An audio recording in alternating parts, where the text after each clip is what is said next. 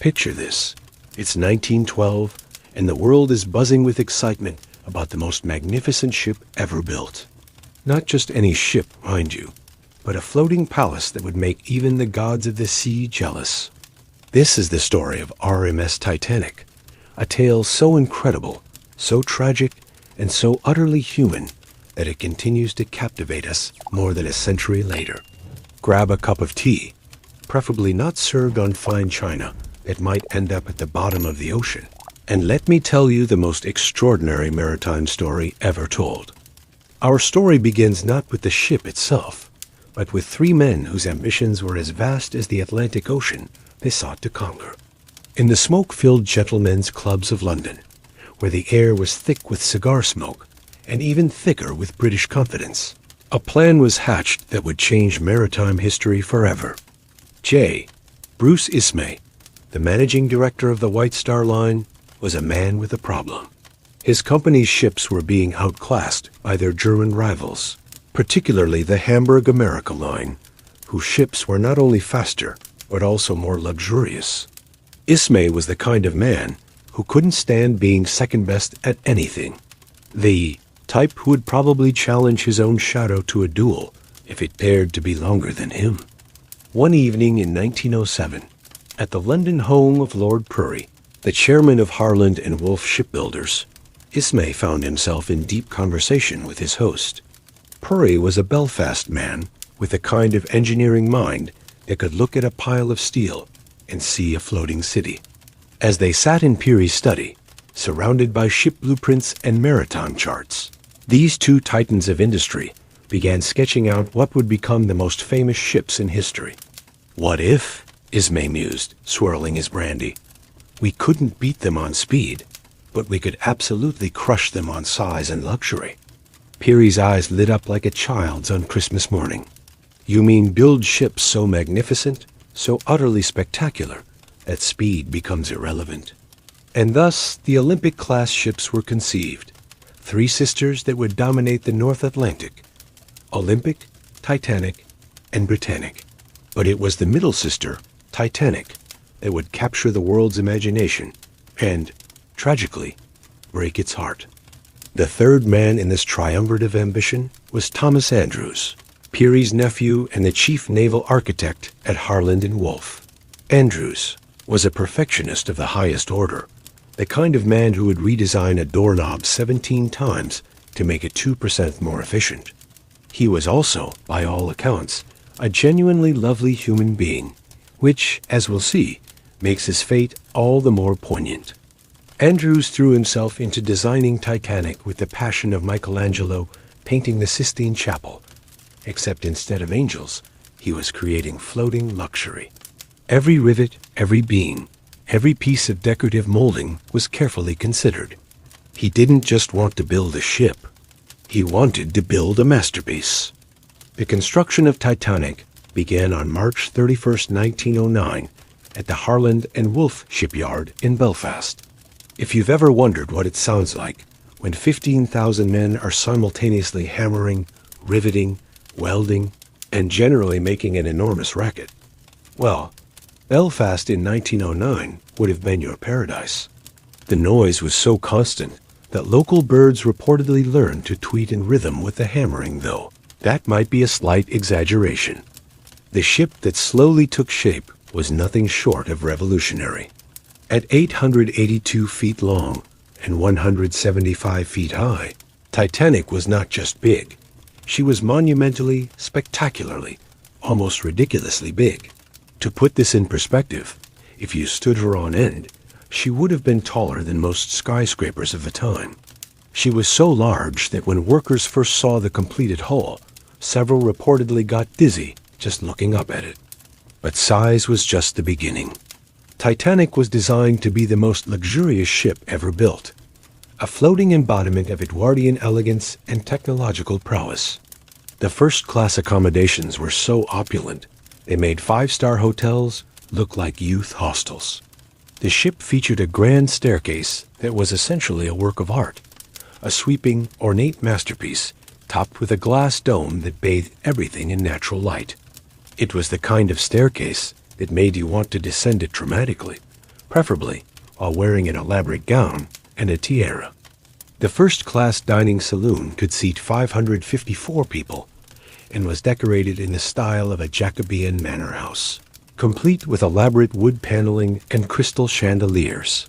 The A la Carte restaurant was managed by Luigi Gatti, who had been poached from the Ritz Hotel in London.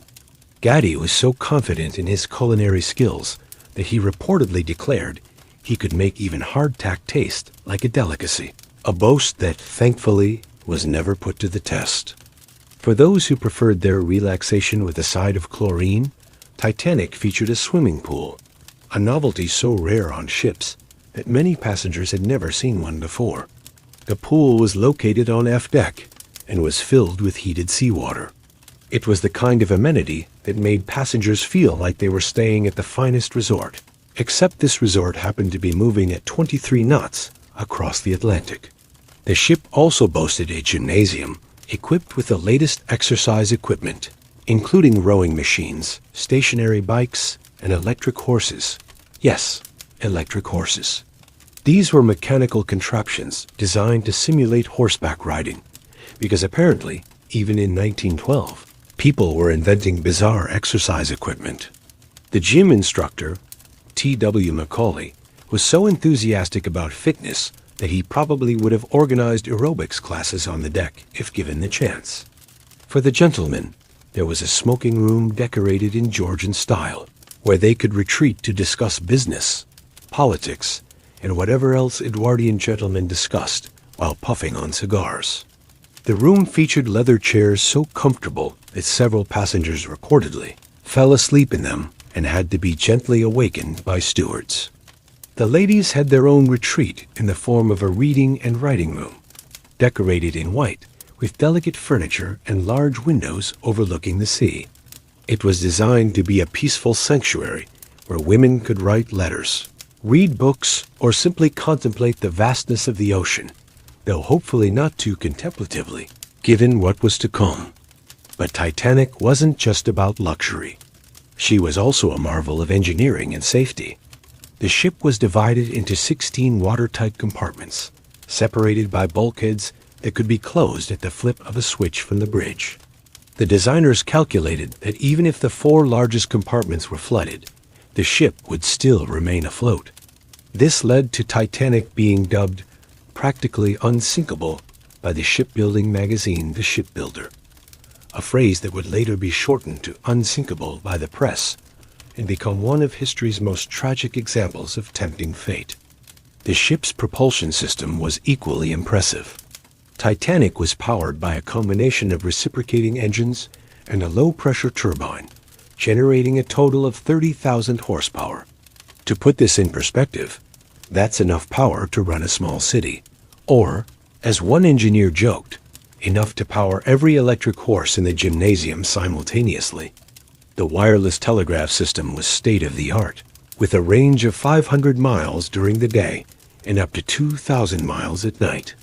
The system was operated by Jack Phillips and Harold Bride, 2 young men from the Marconi Company who took their job seriously. Perhaps too seriously, as we'll discover. As construction neared completion, the excitement surrounding Titanic reached fever pitch. The press dubbed her the Ship of Dreams, and tickets for the maiden voyage became the hottest commodity in high society. Everyone who was anyone wanted to be aboard for this historic journey. The ship's maiden voyage was scheduled for April 10, 1912, sailing from Southampton to New York. The passenger list read like a who's who of early 20th century society.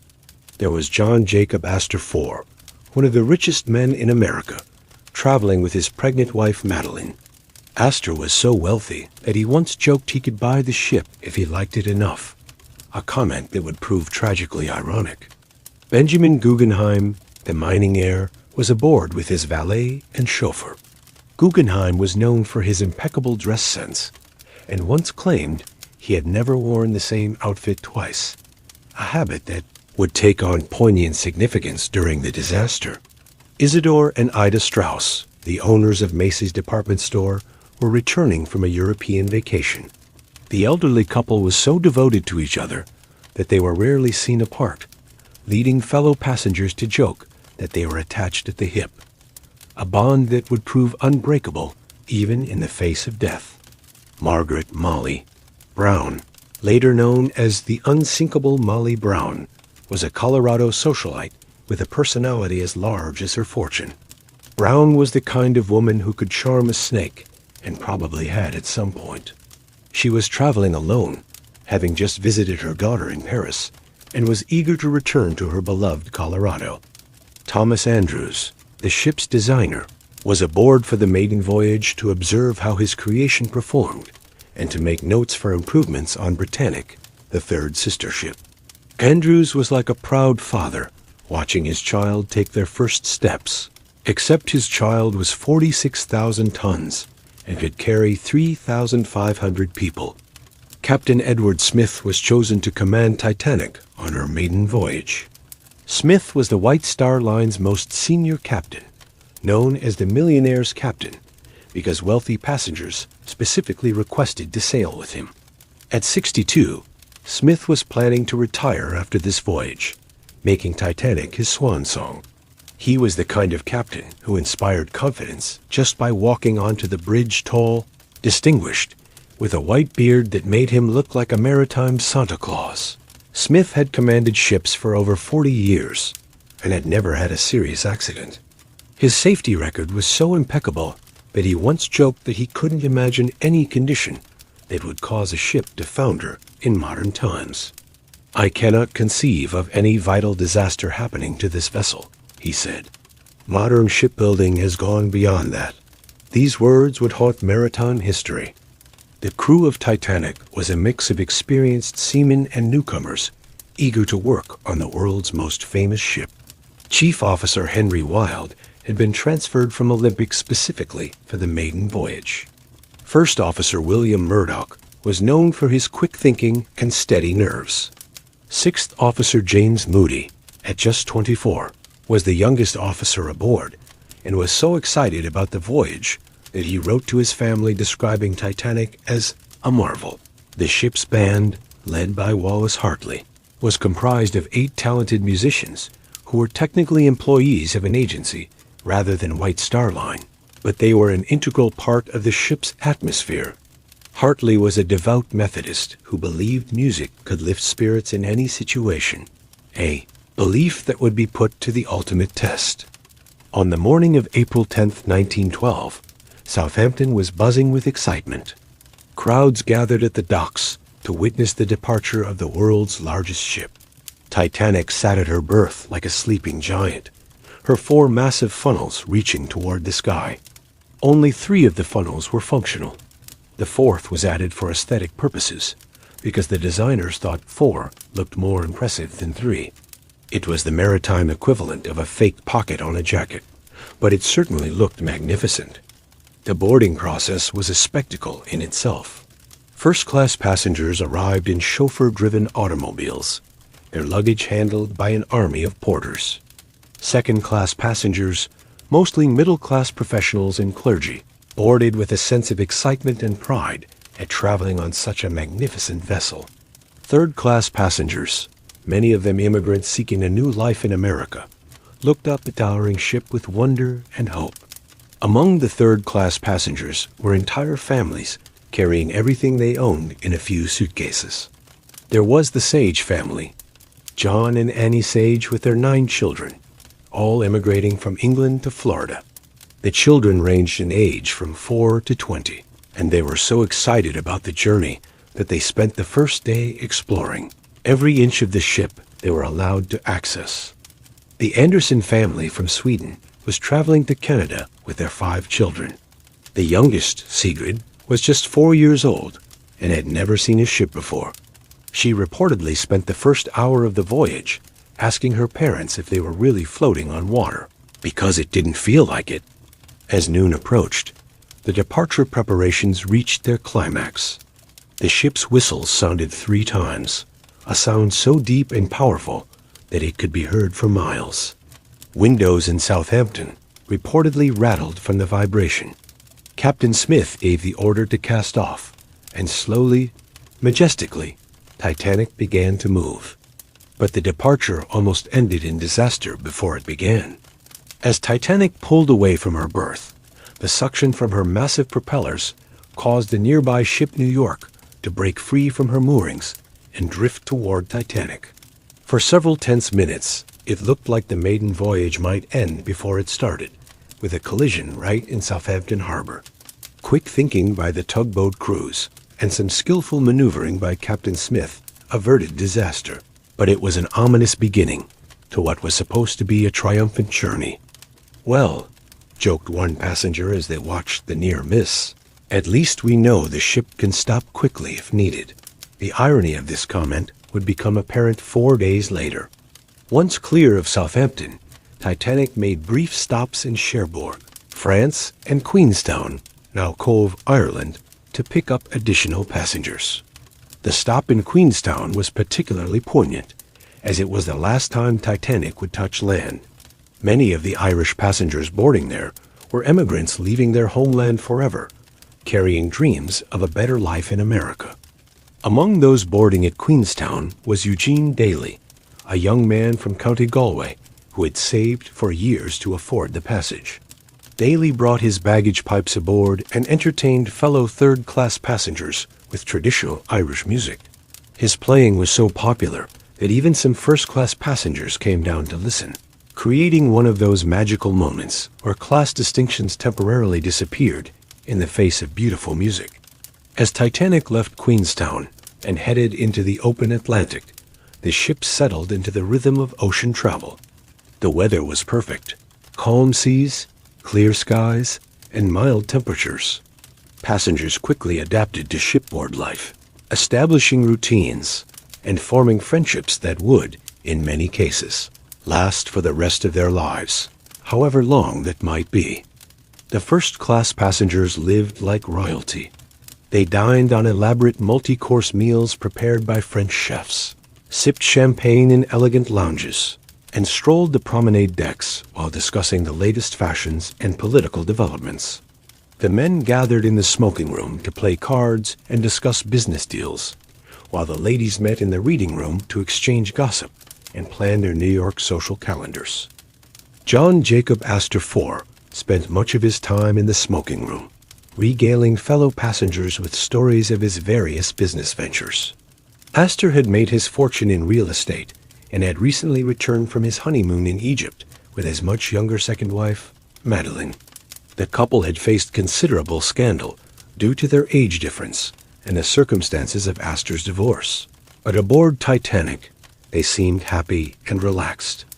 Benjamin Guggenheim was often seen in the first-class lounge, impeccably dressed and charming everyone he met.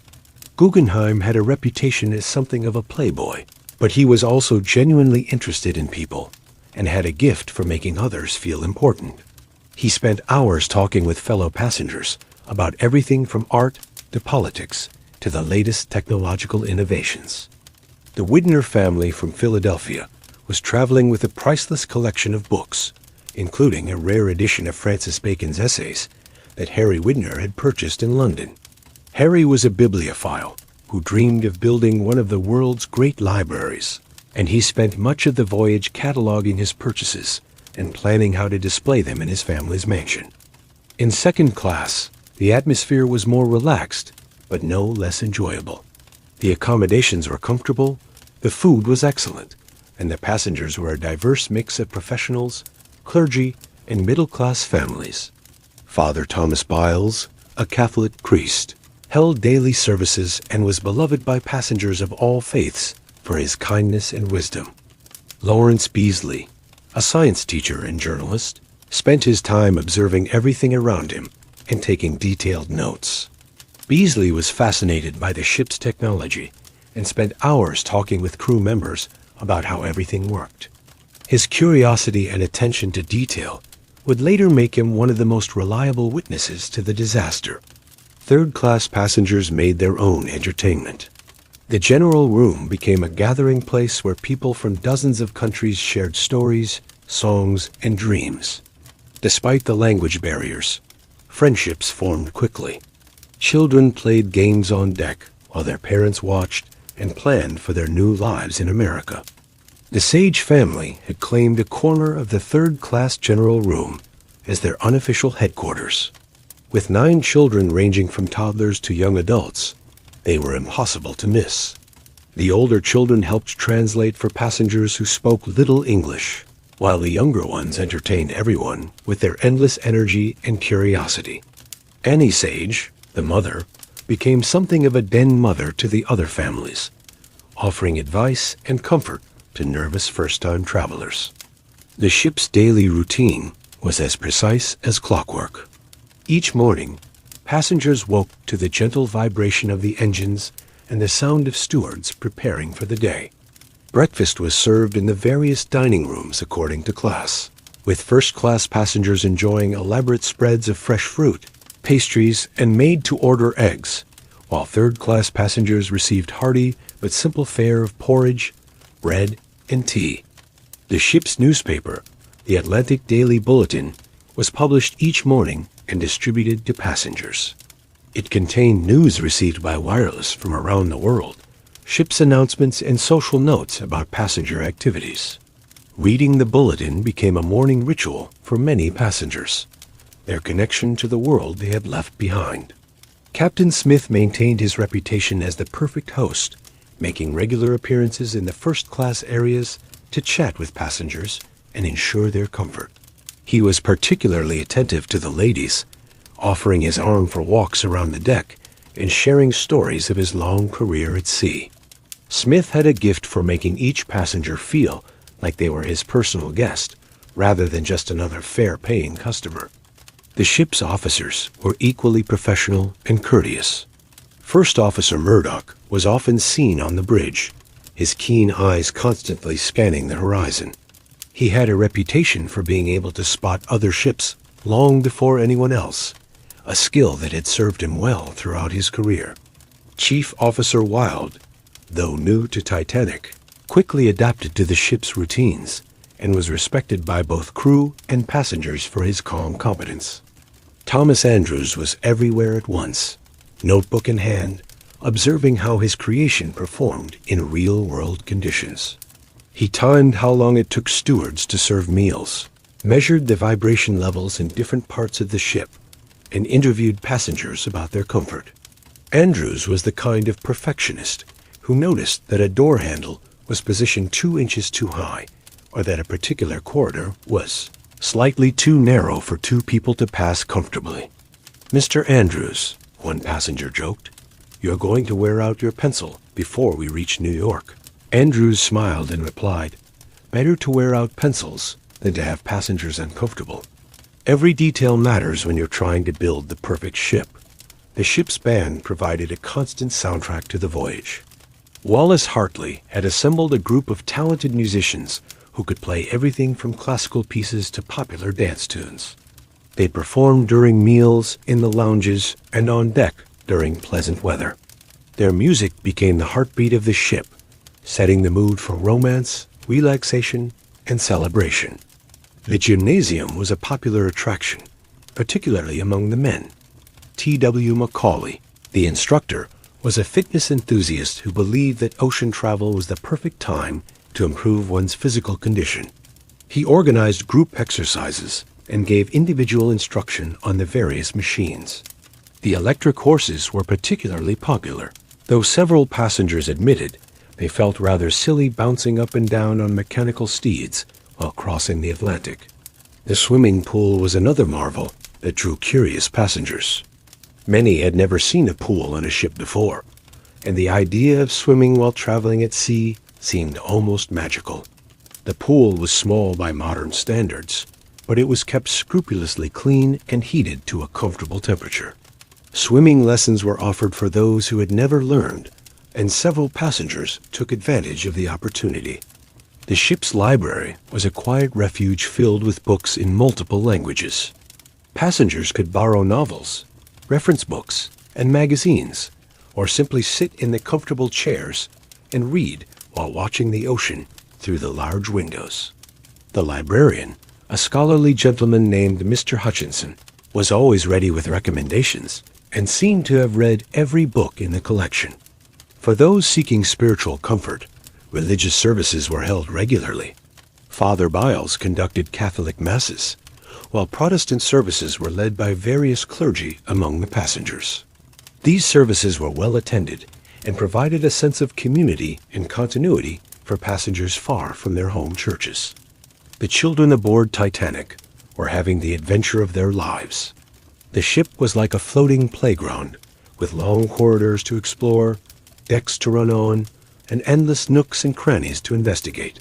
The crew was generally tolerant of their curiosity, and many officers and stewards became unofficial babysitters, telling stories and showing the children how various parts of the ship worked. Lorraine Allison, a 2-year-old traveling first class with her parents, became something of a ship's mascot. She had no fear of anyone and would toddle up to complete strangers with a smile that could melt the coldest heart. The crew spoiled her terribly, and she could often be found in the galley helping the chefs or on the bridge assisting the officers. The Navertil boys, Michel and Edmund, were traveling under assumed names with their father, who had essentially kidnapped them from their mother in France. The boys, aged 4 and 2, spoke only French and were confused by their situation, but they were charmed by the ship and the attention they received from other passengers. Their father, traveling as Louis Hoffman, was torn between guilt over his actions and joy at having his sons with him. As the days passed, the ship settled into a comfortable routine. Passengers formed friendships, romances bloomed, and everyone seemed to be enjoying the voyage immensely. The weather remained perfect, with calm seas and clear skies that allowed for spectacular sunsets and star-filled nights. The wireless operators, Jack Phillips and Harold Bride, were kept busy with passenger messages. In 1912, wireless communication was still relatively new and exciting, and many passengers wanted to send messages to friends and family just for the novelty of communicating from the middle of the ocean. Phillips and Bride worked in shifts around the clock, tapping out messages in Morse code and receiving replies from shore stations and other ships. The messages ranged from the mundane to the romantic. Business deals were conducted, family news was shared, and love letters were sent across the waves. One passenger sent a message to his wife saying, "Having wonderful time. Ship is magnificent. Wish you were here." Another sent a business telegram that simply read, "Deal approved. Proceed with purchase." The wireless room was like the nerve center of a floating city, connecting Titanic to the rest of the world. But not all the messages were personal. The wireless operators also received official communications, including weather reports and ice warnings from other ships. These warnings were routine during April crossings of the North Atlantic, as the ice season was at its peak. Ships regularly reported ice sightings to help other vessels navigate safely through the dangerous waters. On April 12th, the French liner La Touraine reported icebergs and field ice in the area Titanic would be crossing. On April 13th, the German ship America reported passing 2 large icebergs. The Greek steamer Athenae reported ice and bergs in the same general area. These warnings were received and noted, but they were considered routine information rather than urgent alerts. Captain Smith was well aware of the ice conditions. He had been crossing the North Atlantic for decades and knew that April was always a dangerous month for ice. However, the weather conditions were so perfect, clear skies, calm seas, excellent visibility, that the ice threat seemed manageable. The standard procedure was to maintain course and speed while posting extra lookouts and remaining vigilant. The ship's lookouts, Frederick Fleet and Reginald Lee, were experienced seamen who took their duties seriously. They were stationed in the crow's nest, a small platform high on the forward mast, where they had an excellent view of the sea ahead. Their job was to watch for other ships, obstacles, and anything else that might pose a danger to Titanic. The lookouts had requested binoculars for their watch, but none were available. The binoculars that had been assigned to the crow's nest were locked in a cabinet, and the officer who had the key had been transferred off the ship at the last minute. This seemingly minor oversight would later be cited as a contributing factor to the disaster, though whether binoculars would have made a difference remains a matter of debate among maritime historians. As April 14th dawned, Titanic was making excellent time across the Atlantic. The ship had covered 546 miles in the previous 24 hours, and Captain Smith was pleased with her performance. The weather remained perfect, with calm seas and clear skies that stretched to the horizon in every direction. It was the kind of day that made ocean travel seem like the most pleasant way to journey between continents. The passengers went about their usual routines, unaware that this would be their last full day aboard the ship. In first class, the Astors enjoyed a leisurely breakfast while discussing their plans for New York. Benjamin Guggenheim spent the morning writing letters in the lounge, his elegant handwriting flowing across expensive stationery. The Widners were in the library, with Harry cataloging his book purchases and planning how to transport them safely to Philadelphia. In second class, Lawrence Beasley was on deck taking photographs and making notes about the ship's construction and operation. Father Biles was preparing for the evening service, selecting hymns and preparing a sermon about faith and perseverance. The atmosphere was relaxed and cheerful, with passengers looking forward to reaching New York in just 2 more days. Third-class passengers were equally content. The Sage family had established a routine of gathering in the general room after meals to share stories and plan for their new life in Florida. Eugene Daly entertained fellow passengers with his bagpipes, playing traditional Irish airs that reminded the emigrants of home while filling them with hope for the future. The crew was also in good spirits.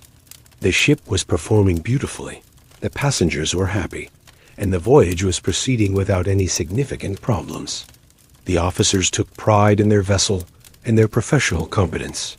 The stewards enjoyed serving on such a prestigious ship, and even the stokers and engineers in the depths of the ship felt a sense of pride in keeping the mighty engines running smoothly. Thomas Andrews continued his detailed observations, filling notebook after notebook with suggestions for improvements.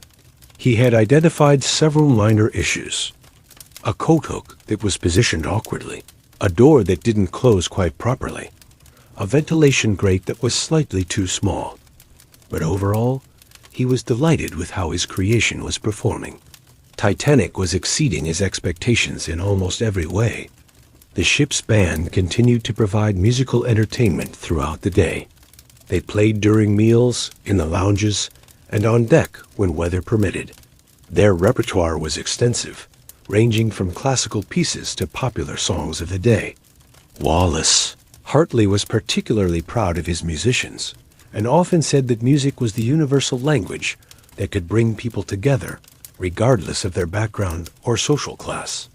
As the day progressed, more ice warnings were received by the wireless operators.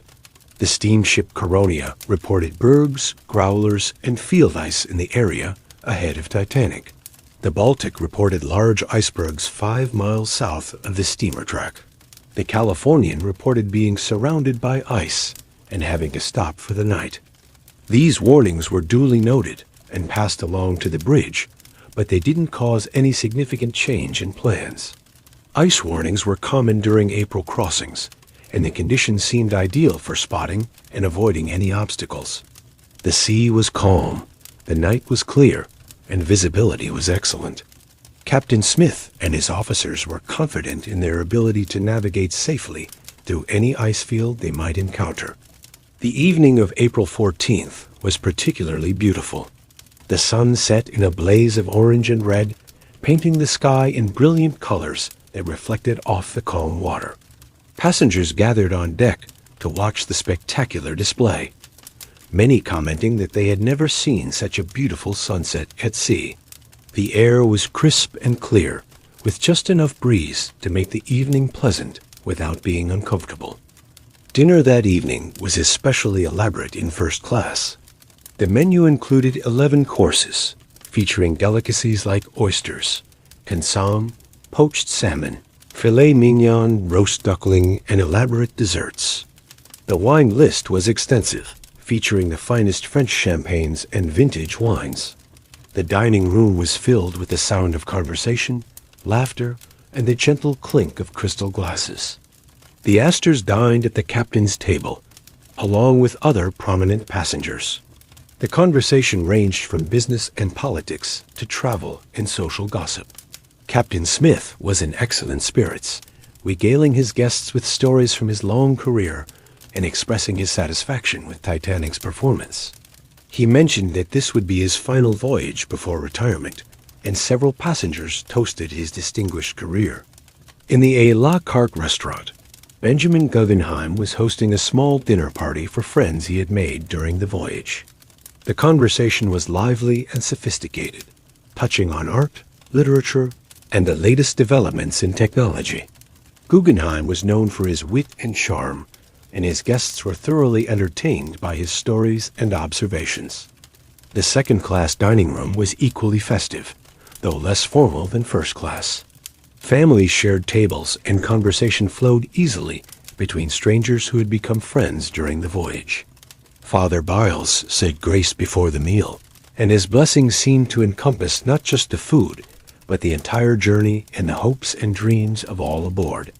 Third-class passengers enjoyed their own version of a festive evening meal. The food was simple but hearty, and the atmosphere was warm and friendly. Children played between the tables, while adults shared stories of their homelands and their plans for America. The general room was filled with the sound of multiple languages as passengers from different countries tried to communicate with gestures and smiles when words failed. After dinner, the evening's entertainment began in earnest. In first class, passengers gathered in the lounge for coffee, liqueurs, and conversation. Some played cards, others read or wrote letters, and many simply enjoyed the company of their fellow travelers. The atmosphere was relaxed and sophisticated, with the gentle hum of refined conversation filling the elegant room. The ship's band played in the first-class lounge, their music providing a perfect backdrop for the evening's socializing. They performed a mix of classical pieces and popular songs, taking requests from passengers and adapting their repertoire to the mood of the room. Wallace Hartley was particularly pleased with how well his musicians were working together and how much the passengers seemed to enjoy their performances.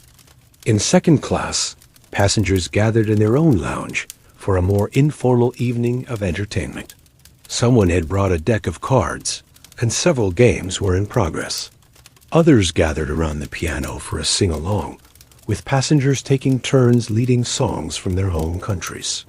The atmosphere was warm and friendly, with the barriers between strangers quickly dissolving in the face of shared adventure. Third-class passengers created their own entertainment in the general room and on the well deck. Eugene Daly brought out his bagpipes and played traditional Irish music, while passengers from other countries shared their own folk songs and dances. The children were allowed to stay up later than usual, and they ran around the deck playing games and burning off energy before bedtime. As the evening progressed, the temperature began to drop noticeably. Passengers who had been enjoying the mild weather found themselves reaching for coats and shawls. The sea remained calm, but there was a distinct chill in the air that hadn't been present earlier in the voyage.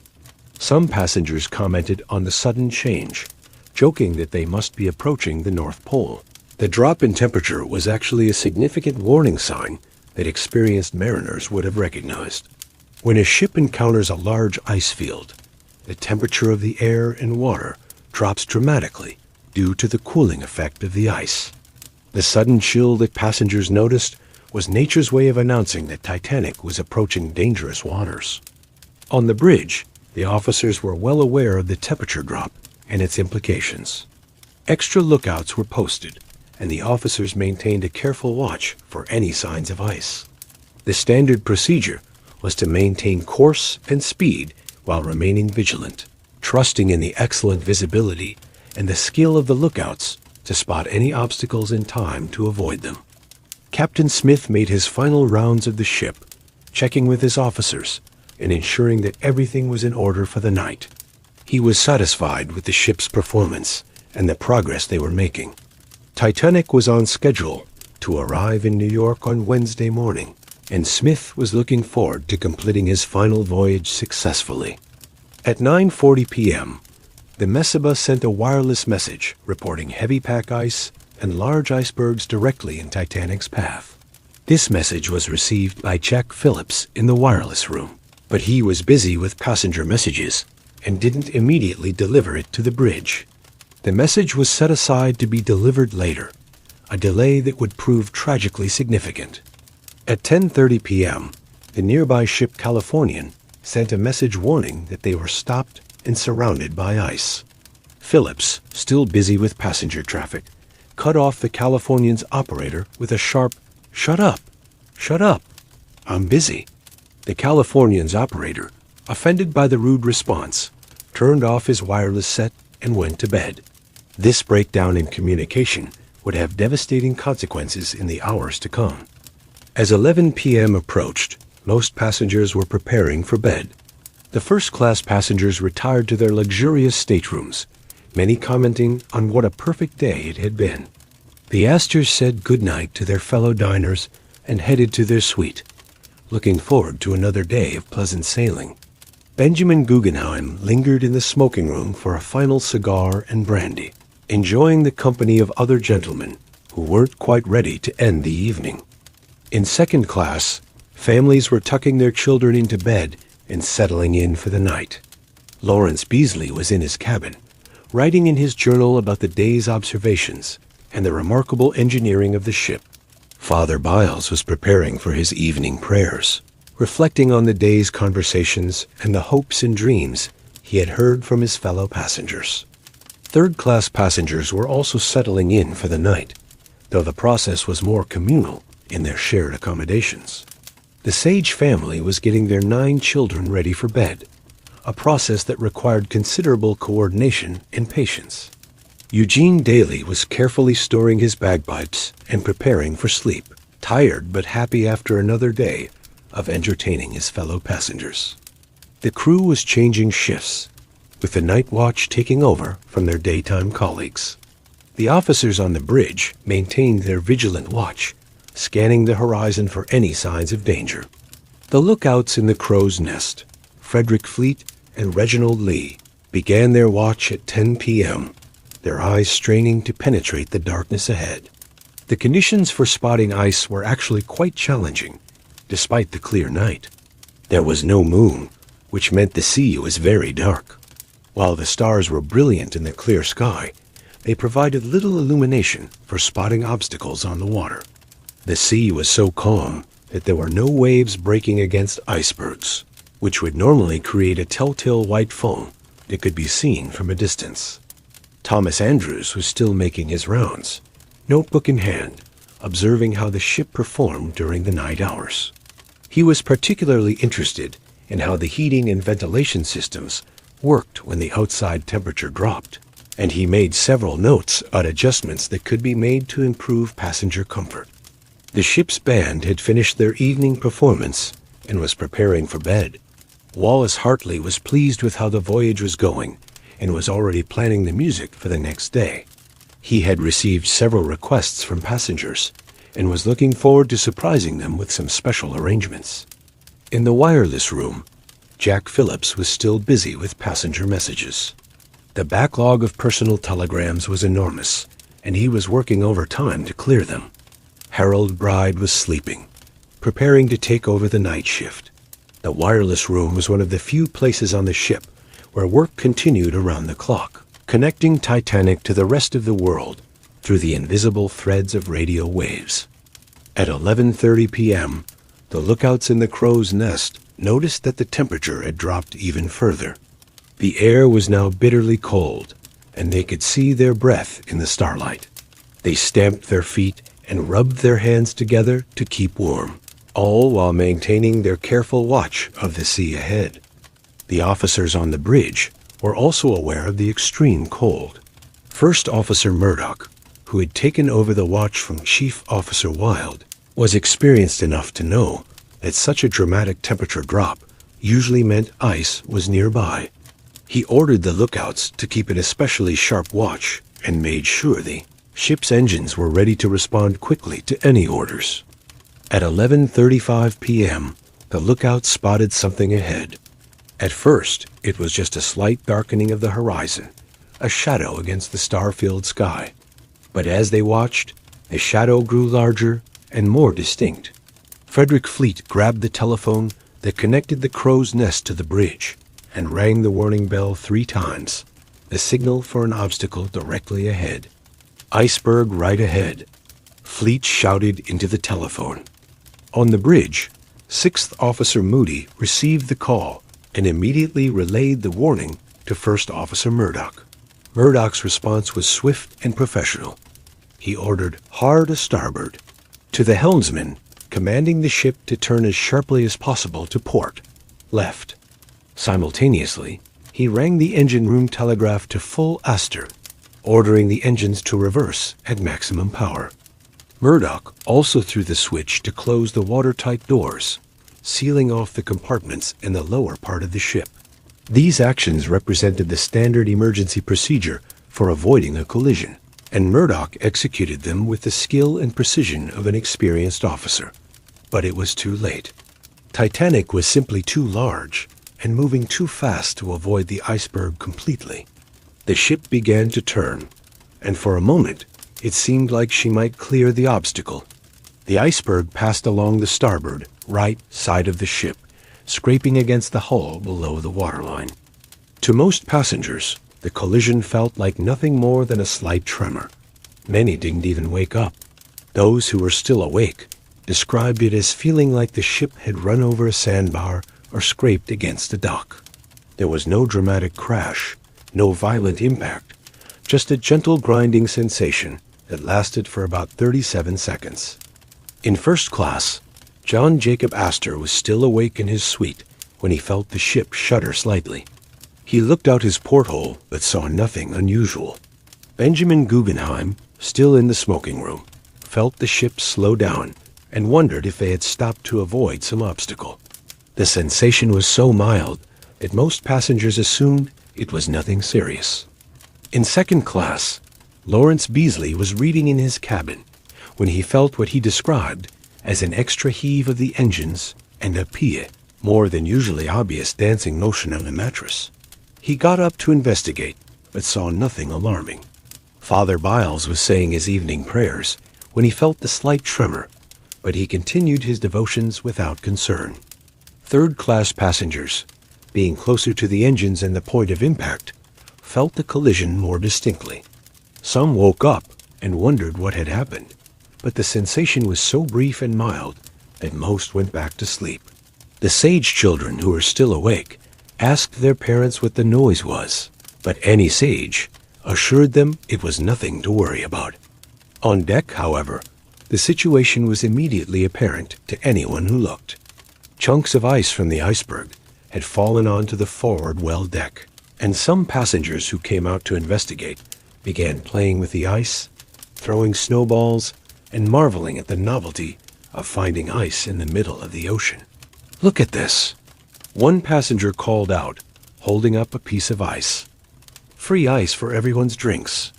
The playful mood wouldn't last long. Thomas Andrews was in his cabin when he felt the collision.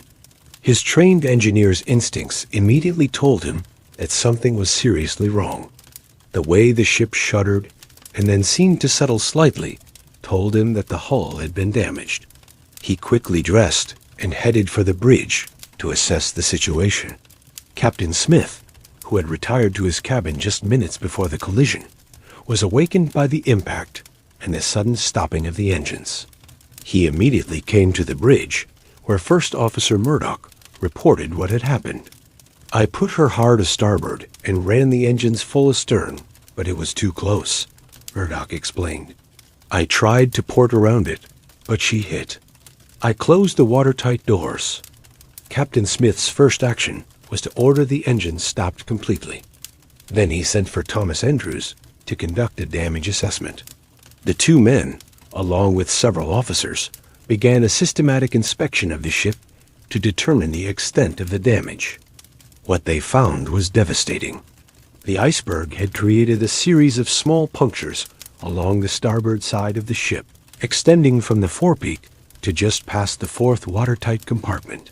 The individual holes were not large. Most were no bigger than a person could put their fist through, but their cumulative effect was catastrophic. Water was pouring into the first 5 compartments of the ship. The mail room was already flooding, with postal workers desperately trying to save the mail bags. The squash court on G-deck was filling with water. In the forward cargo holds, seawater was rising steadily, contaminating luggage and cargo. Thomas Andrews quickly calculated the ship's fate. Titanic had been designed to survive flooding in up to 4 compartments, but not 5. With 5 compartments breached, the ship would inevitably sink. The mathematics were inexorable. As the forward compartments filled with water, the ship's bow would sink lower, allowing water to spill over the tops of the bulkheads into the next compartments. It would be a progressive flooding that nothing could stop. "How long do we have?" Captain Smith asked quietly. Andrews looked at his calculations and then at his pocket watch. It was now 12:15 a.m. on April 15th. "An hour," he said. "An hour and a half at most." The enormity of the situation hit both men immediately. They had approximately 2,200 people aboard, and lifeboats for only 1,178. Even if everything went perfectly, which it never did in an emergency, more than 1,000 people would die. Captain Smith's first priority was to alert other ships in the area. He ordered the wireless operators to begin sending distress calls immediately. Jack Phillips, who had been preparing to end his shift, suddenly found himself sending the most important messages of his career. The first distress call went out at 12:15 a.m. CQD was the international distress signal, and MGY was Titanic's call sign.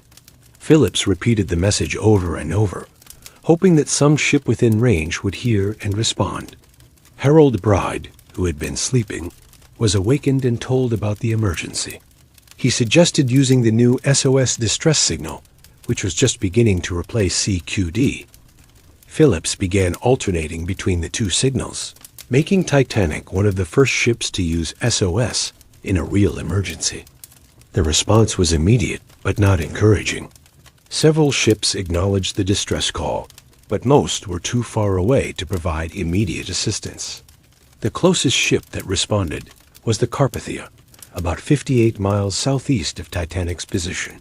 Captain Arthur Rostron of the Carpathia immediately ordered his ship to steam at maximum speed toward Titanic, but even at full speed, it would take nearly 4 hours to reach the sinking ship.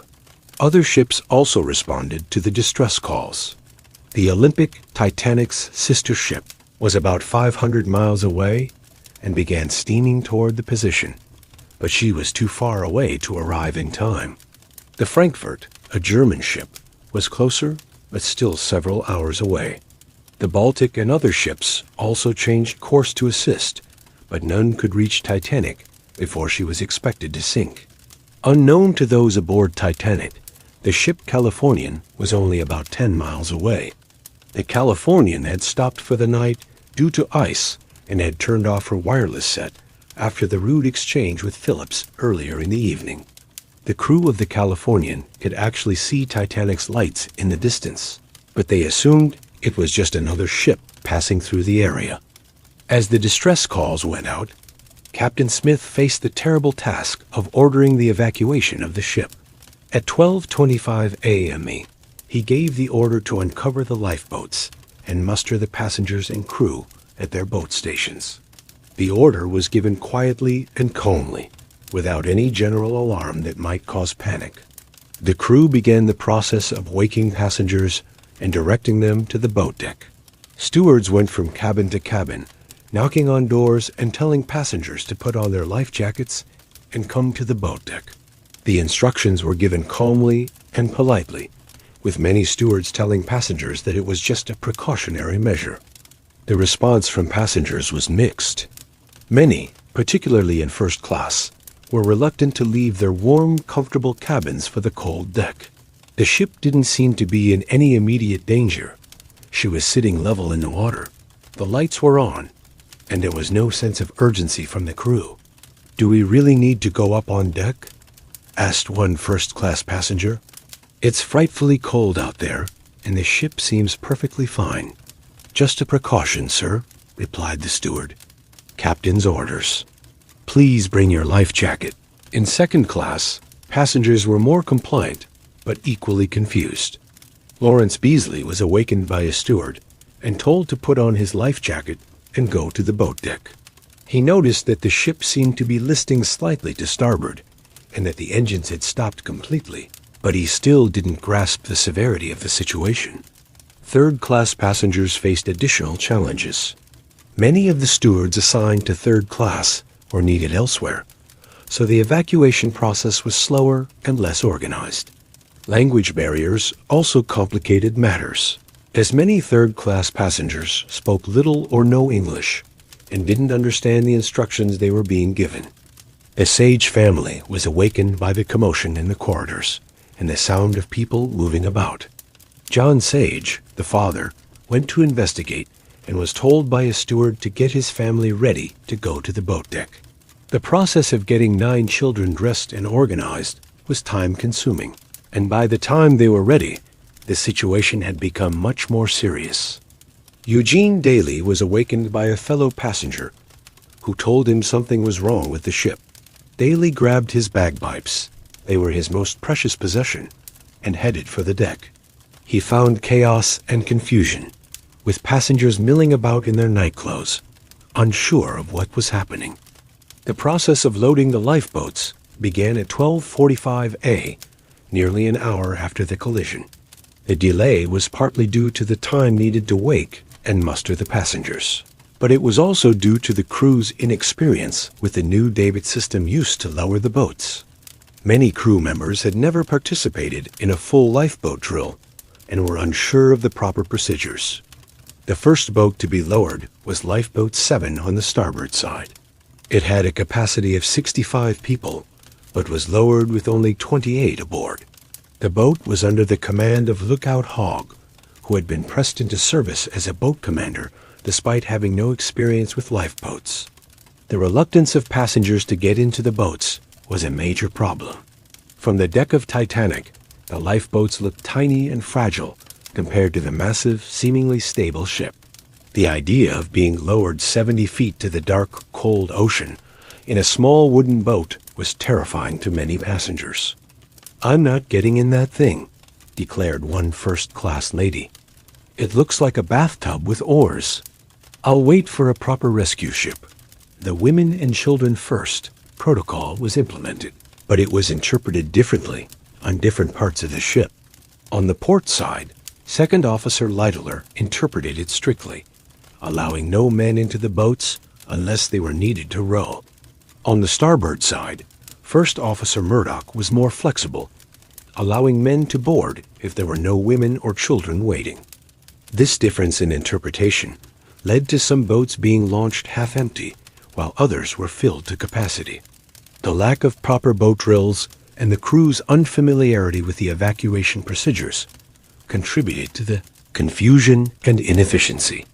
Benjamin Guggenheim appeared on deck impeccably dressed in evening wear, having changed from his nightclothes into his finest suit. When offered a place in a lifeboat, he declined, saying, "We are prepared to go down like gentlemen." He and his valet, Victor Giglio, were seen helping women and children into the boats, maintaining their dignity and composure, even as the situation became increasingly desperate. John Jacob Astor helped his pregnant wife Madeline into Lifeboat 4, then asked if he could accompany her given her condition. Second Officer Lytler refused, saying that no men would be allowed in the boats while women and children were still aboard. Astor accepted the decision gracefully and stepped back, telling his wife he would follow on another boat. It was the last time they would see each other. Isidor and Ida Straus faced a heartbreaking decision when offered places in a lifeboat. Ida was helped toward the boat, but when she realized her husband couldn't come with her, she stepped back.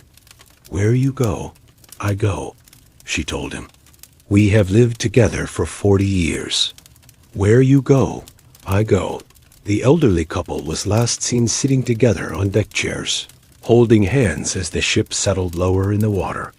Thomas Andrews continued his inspection of the ship, checking on the flooding and trying to estimate how much time remained.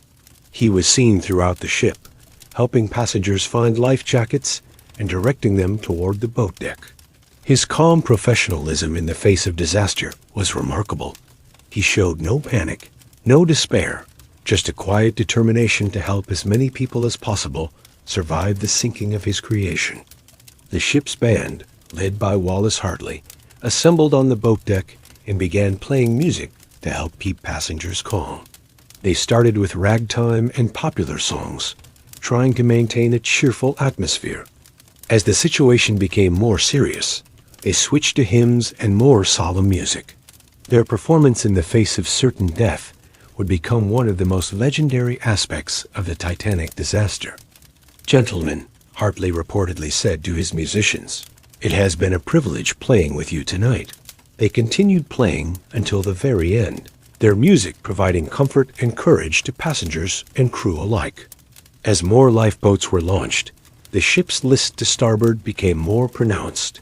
The bow was noticeably lower in the water, and passengers could see that the ship was indeed sinking. The realization that this was not just a precautionary measure, but a fight for survival, began to dawn on everyone aboard. The loading of the lifeboats became more urgent as the ship's condition deteriorated.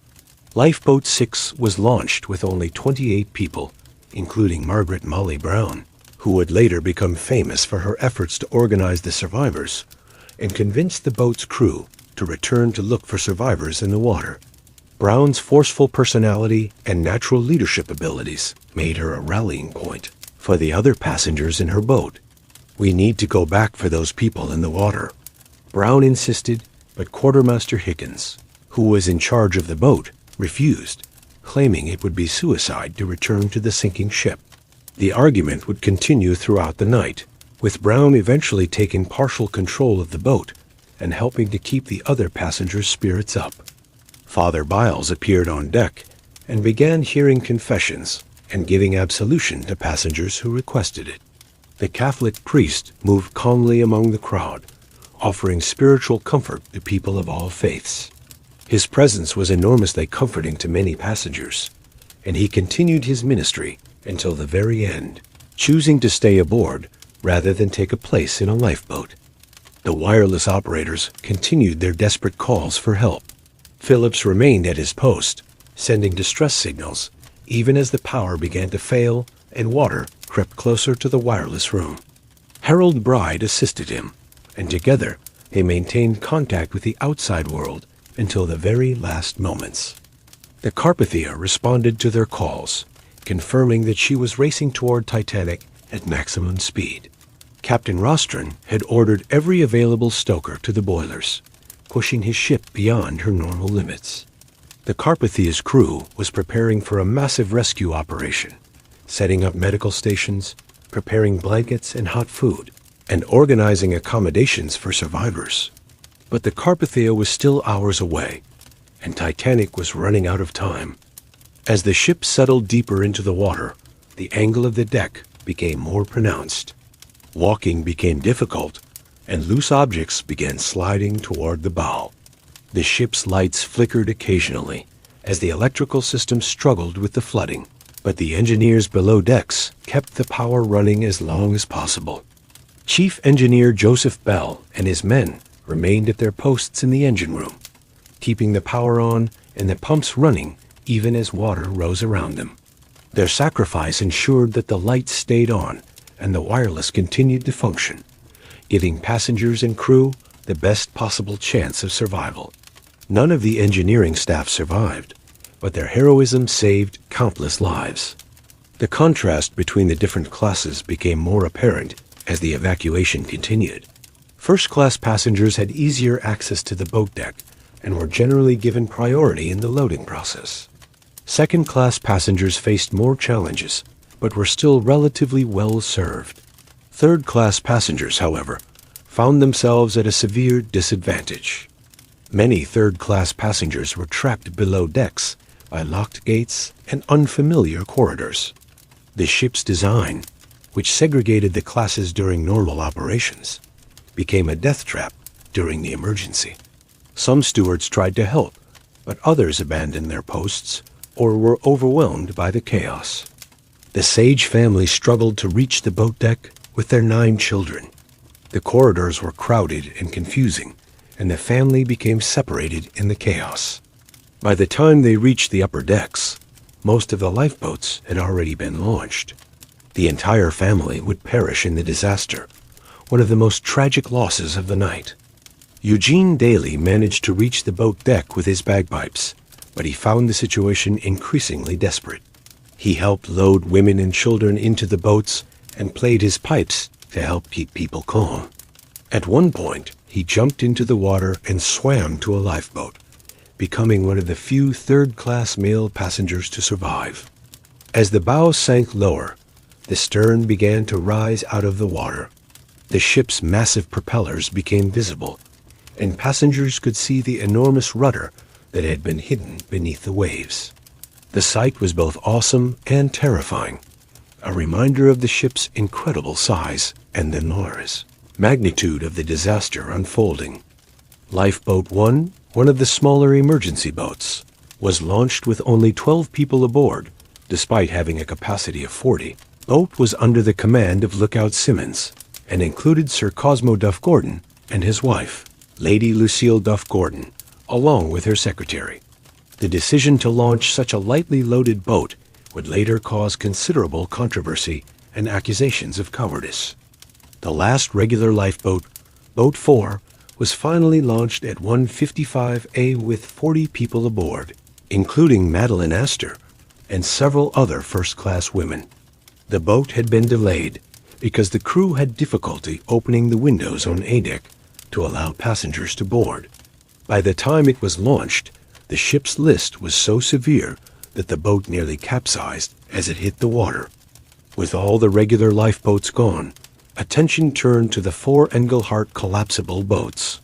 These canvas-sided boats were stored on top of the officers' quarters and required considerable effort to launch. 2 of them, Boats C and B, were successfully launched, but the other 2 would prove more problematic. Boat C was launched with 39 people, including J. Bruce Ismay, the managing director of the White Star Line. Ismay's decision to save himself, while so many others perished, would haunt him for the rest of his life and make him one of the most controversial figures in the disaster.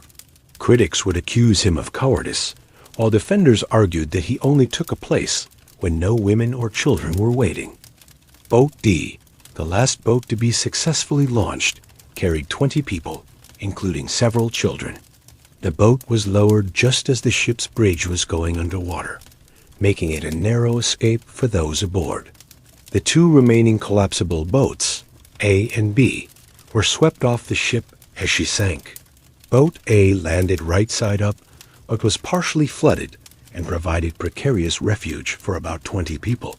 Boat B landed upside down and became a makeshift raft for about 30 men, including Second Officer Lytler and wireless operator Harold Bride. As the last boats were being launched, the ship's condition became critical. The bow was completely submerged, and water was pouring into the ship through open portholes and doors. The angle of the deck made it nearly impossible to walk, and passengers and crew members were sliding toward the bow.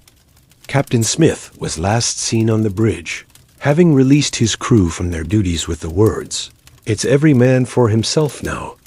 Some witnesses reported seeing him swimming in the water near the ship, while others claimed he went down with his ship. His exact fate remains one of the mysteries of the disaster. Thomas Andrews was last seen in the first-class smoking room, staring at a painting and apparently lost in thought. A steward reported seeing him there, his life jacket removed and placed on a nearby table. Andrews seemed to have accepted his fate with quiet dignity, perhaps reflecting on the ship he had designed with such care and pride. The ship's band continued playing until the very end. Witnesses reported hearing them play the hymn, "Nearer, My God, to Thee," as the ship made her final plunge, though some survivors insisted they were playing a different tune. Regardless of what they played, Their courage and dedication provided comfort to hundreds of people in their final moments. At approximately 2:05 a.m., the ship's lights went out for the final time as the electrical system finally failed. The sudden darkness was terrifying for those still aboard and those watching from the lifeboats.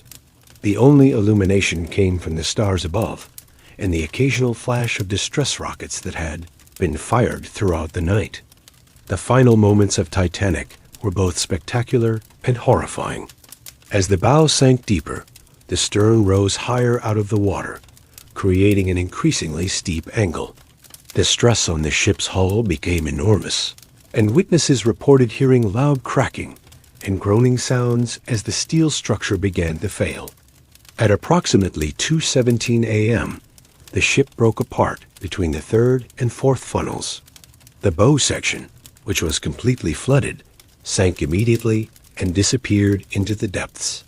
The stern section, which still contained air pockets, fell back into the water with a tremendous splash, then floated for a few more minutes before beginning its own final plunge. The breakup of the ship was witnessed by hundreds of people in the lifeboats, and their descriptions of the event were both vivid and traumatic. The sound of the ship breaking apart was described as like thunder or like a massive building collapsing. The sight of the enormous stern section rising out of the water and then disappearing forever was something that haunted survivors for the rest of their lives. At 2:20 a.m., the stern section of RMS Titanic disappeared beneath the surface of the North Atlantic, taking with her more than 1,500 people. The ship that had been called practically unsinkable had sunk in less than 3 hours, becoming one of the greatest maritime disasters in history. But the tragedy was far from over. In the water around the sinking ship, more than 1,500 people were struggling for their lives in the 28-degree water. The cold was so intense that most people could survive only 15 to 30 minutes before succumbing to hypothermia. The sounds of people calling for help, crying out in pain and fear, and gradually falling silent created a symphony of human suffering that would haunt the survivors forever. The lifeboats, now scattered across several miles of ocean, faced their own challenges. Most were overcrowded, understaffed, and poorly equipped for a long wait in the middle of the Atlantic. The occupants were cold, frightened, and traumatized by what they had witnessed. In Lifeboat 6, Molly Brown continued her efforts to convince Quartermaster Hickens to return to look for survivors. "There are people dying in that water," she insisted. "We have to go back." But Hickens refused, claiming that the suction from the sinking ship would pull them down, and that desperate survivors would swamp their boat.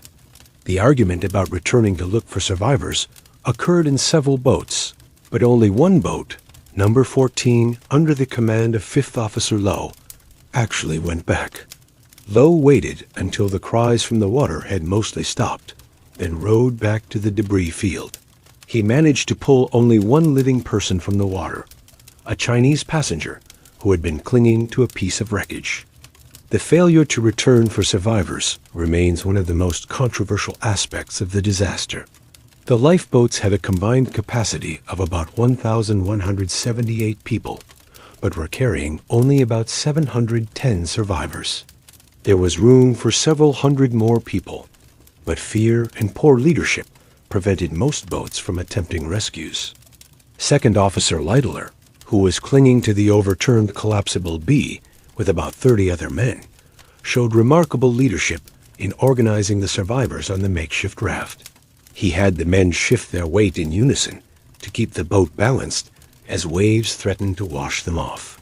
His calm authority and seamanship probably saved the lives of everyone on the boat. Harold Bride, the wireless operator, was also on Collapsible B, suffering from frostbitten feet but alive. He would later provide one of the most detailed accounts of the ship's final moments and the heroism of his colleague Jack Phillips, who had remained at the wireless set until the very end and did not survive. As dawn approached, the survivors faced new challenges. The lifeboats were scattered over a wide area, making it difficult for rescue ships to locate them all. The occupants were cold, thirsty, and exhausted. Some boats had adequate supplies of water and food, while others had almost nothing. The social dynamics in the boats were fascinating and sometimes troubling. In some boats, class distinctions disappeared as people worked together for survival. In others, the rigid social hierarchy of 1912 persisted even in the face of disaster. Some first-class passengers expected to be served by crew members, while some crew members continued to defer to their social superiors, even in the lifeboats. At approximately 3:30 a.m., the survivors in the lifeboats saw a light on the horizon. It was the Carpathia, racing toward them at maximum speed. Captain Rostron had pushed his ship beyond her normal limits, and his crew had worked tirelessly to prepare for the rescue operation. The sight of the rescue ship's lights brought tears of relief and joy to the survivors. After hours of uncertainty and fear, help was finally at hand. The Carpathia began firing rockets to signal her approach, and the survivors responded with cheers and their own signals. The rescue operation began at dawn and continued throughout the morning. The Carpathia's crew worked with remarkable efficiency, hauling survivors aboard and providing immediate medical attention, warm clothing, and hot food. The ship's passengers, who had been awakened and told about the disaster, donated clothing and personal items to help the survivors. Molly Brown immediately took charge of organizing relief efforts for the survivors, using her forceful personality and organizational skills to coordinate the distribution of supplies and comfort the traumatized passengers. Her efforts during and after the disaster would earn her the nickname, the unsinkable Molly Brown, and make her a legendary figure in American folklore. The survivors' stories began to emerge as they were brought aboard the Carpathia. The tales of heroism and cowardice, of love and loss, of split-second decisions that meant the difference between life and death, painted a complex picture of human nature under extreme stress. Lawrence Beasley, a second-class passenger and teacher, began taking detailed notes about the disaster, recognizing that he was witnessing history. His account would later become one of the most reliable and comprehensive survivor testimonies, providing valuable insights into both the technical aspects of the sinking and the human drama that unfolded. The wireless operators aboard the Carpathia began sending news of the disaster to the outside world. The first reports were fragmentary and sometimes contradictory, leading to confusion and false hope. Some early reports suggested that all passengers had been saved, while others indicated that the ship was still afloat and being towed to port. As the true scope of the disaster became clear, the world reacted with shock and disbelief. The unsinkable ship had sunk on her maiden voyage, taking with her some of the most prominent people of the era. The disaster challenged assumptions about technology, progress, and human mastery over nature. The passenger manifest read like a casualty list of the social elite. John Jacob Astor, IV, one of the richest men in America, had perished, leaving behind his pregnant young wife. Benjamin Guggenheim had died as he had lived, with style and dignity. Isidor and Ida Straus had chosen to die together rather than be separated. The loss of such prominent figures made the disaster front-page news around the world. But the disaster was not just about the famous victims. The majority of those who died were ordinary people, immigrants seeking a better life in America, working-class families, crew members doing their jobs. Their stories were equally tragic and equally important, though they received less attention in the press. The statistics of survival revealed the harsh realities of class and gender in 1912. Of the first-class passengers, 62% survived. Of the second-class passengers, 41% survived. Of the third-class passengers, only 24% survived. The disparity was due to a combination of factors: better access to the boat deck, priority in loading, and the simple fact that first-class passengers were more likely to understand English and follow evacuation instructions. The women and children first protocol was generally followed, but with significant variations. Overall, 74% of women survived compared to only 20% of men. However, the survival rates varied significantly by class. First-class women had a 97% survival rate, while third-class women had only a 49% survival rate. Children's survival rates also varied by class. All first-class children survived, as did all second-class children. However, 34% of third-class children perished, including all 9 of the Sage children and both of the Anderson children under age 15. The crew's survival rate was particularly low at just 24%. This was partly due to their dedication to duty. Many crew members stayed at their posts to help passengers evacuate, and partly due to the fact that they were not given priority in the lifeboats. As the Carpathia steamed toward New York with the survivors, the world struggled to understand how such a disaster could have occurred. The ship had been designed by the best engineers, built by the most skilled craftsmen, and operated by experienced professionals. How could it all have gone so wrong?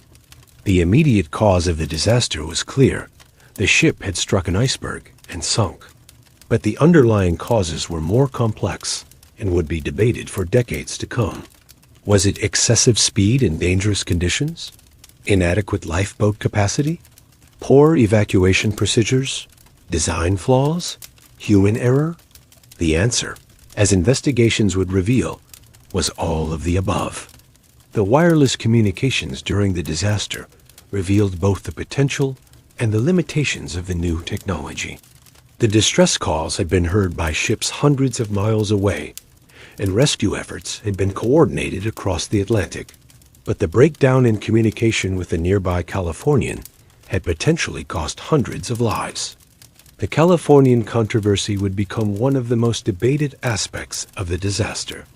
The ship was close enough to see Titanic's lights and distress rockets, but her crew failed to respond effectively. Captain Stanley Lord of the Californian would spend the rest of his life defending his actions that night, but many believed that a prompt response from his ship could have saved most or all of Titanic's passengers and crew. The role of ice warnings in the disaster was also controversial. Multiple ships had sent warnings about ice in the area, but these warnings had not resulted in any significant change to Titanic's course or speed.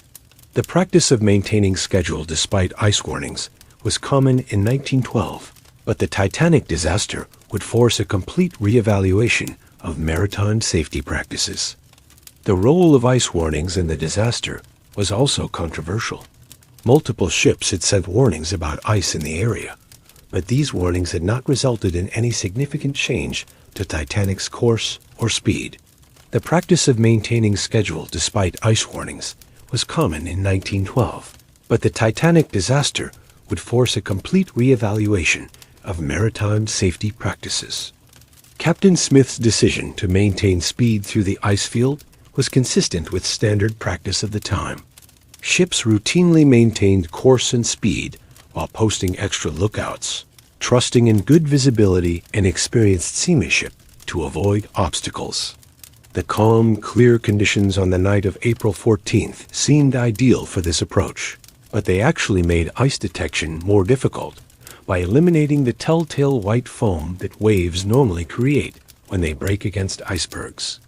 The design of the ship itself came under scrutiny. While Titanic could survive flooding in 4 compartments, the collision had breached 5.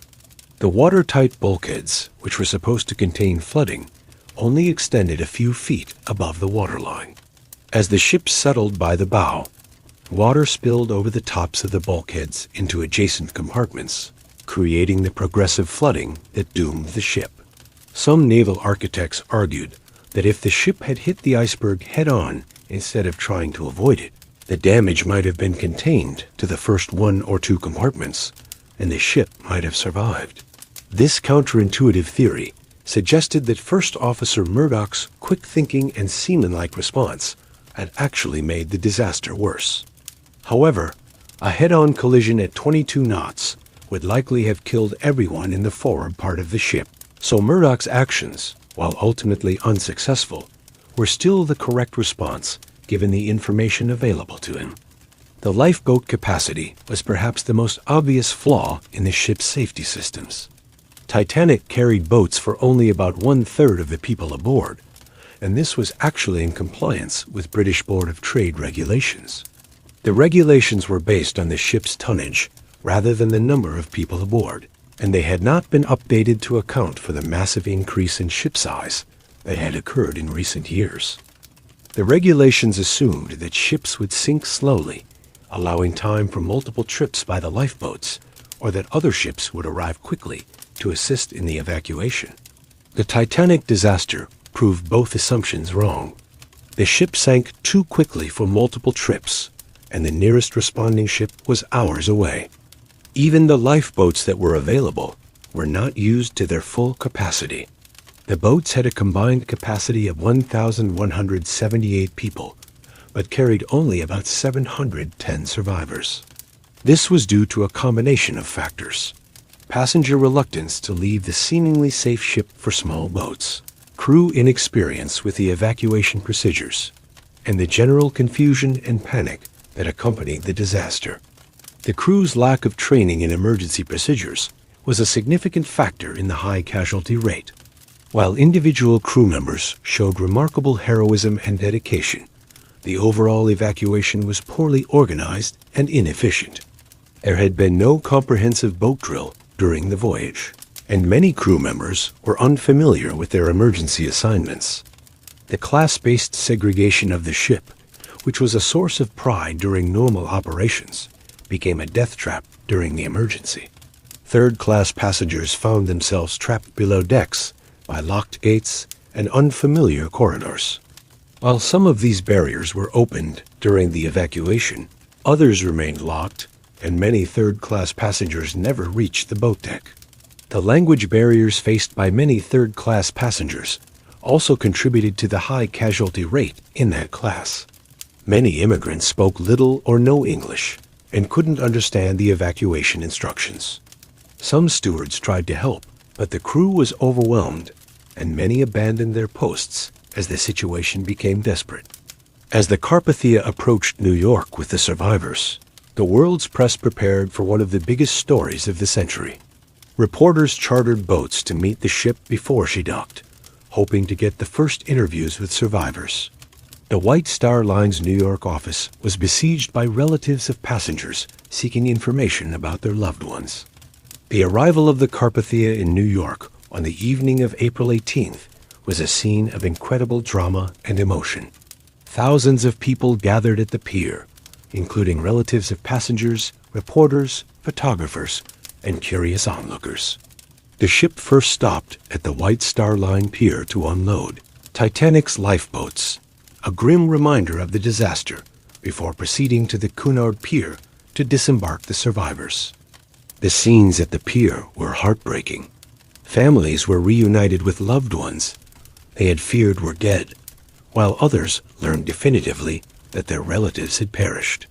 Madeline Astor, now a widow at 18 and pregnant with her late husband's child, was met by the Astor family and whisked away from the crowds. Molly Brown was greeted as a hero, her efforts during and after the disaster having made her famous around the world. The survivors' stories began to emerge in newspaper interviews and official inquiries. The tales of heroism were inspiring. The ship's band playing until the end, the engineers staying at their posts to keep the power on, passengers helping strangers into lifeboats, crew members sacrificing their own lives to save others. But there were also stories of cowardice and selfishness that tarnished the heroic narrative. Some men had disguised themselves as women to get into lifeboats. Others had pushed aside women and children in their desperation to save themselves. The rigid class system had condemned many third-class passengers to death, while first-class passengers were saved. J. Bruce Ismay, the managing director of the White Star Line, who had survived by taking a place in one of the last lifeboats, became a particular target of criticism. The press dubbed him J. Brute Ismay and accused him of cowardice for saving himself while so many others perished. Ismay maintained that he had only taken a place when no women or children were waiting, but the stigma would follow him for the rest of his life. The official inquiries into the disaster began almost immediately. The American inquiry, led by Senator William Alden Smith, began while the Carpathia was still at sea, with investigators boarding the ship as soon as she docked. The British inquiry, led by Lord Mersey, was more formal and technical, but equally thorough. The inquiries heard testimony from dozens of survivors, crew members, and maritime experts. The testimony revealed a complex web of factors that had contributed to the disaster. Excessive speed in dangerous conditions, inadequate safety equipment, poor emergency procedures, design flaws, and simple bad luck. Captain Smith was criticized for maintaining speed despite ice warnings, but many maritime experts defended his actions as consistent with standard practice.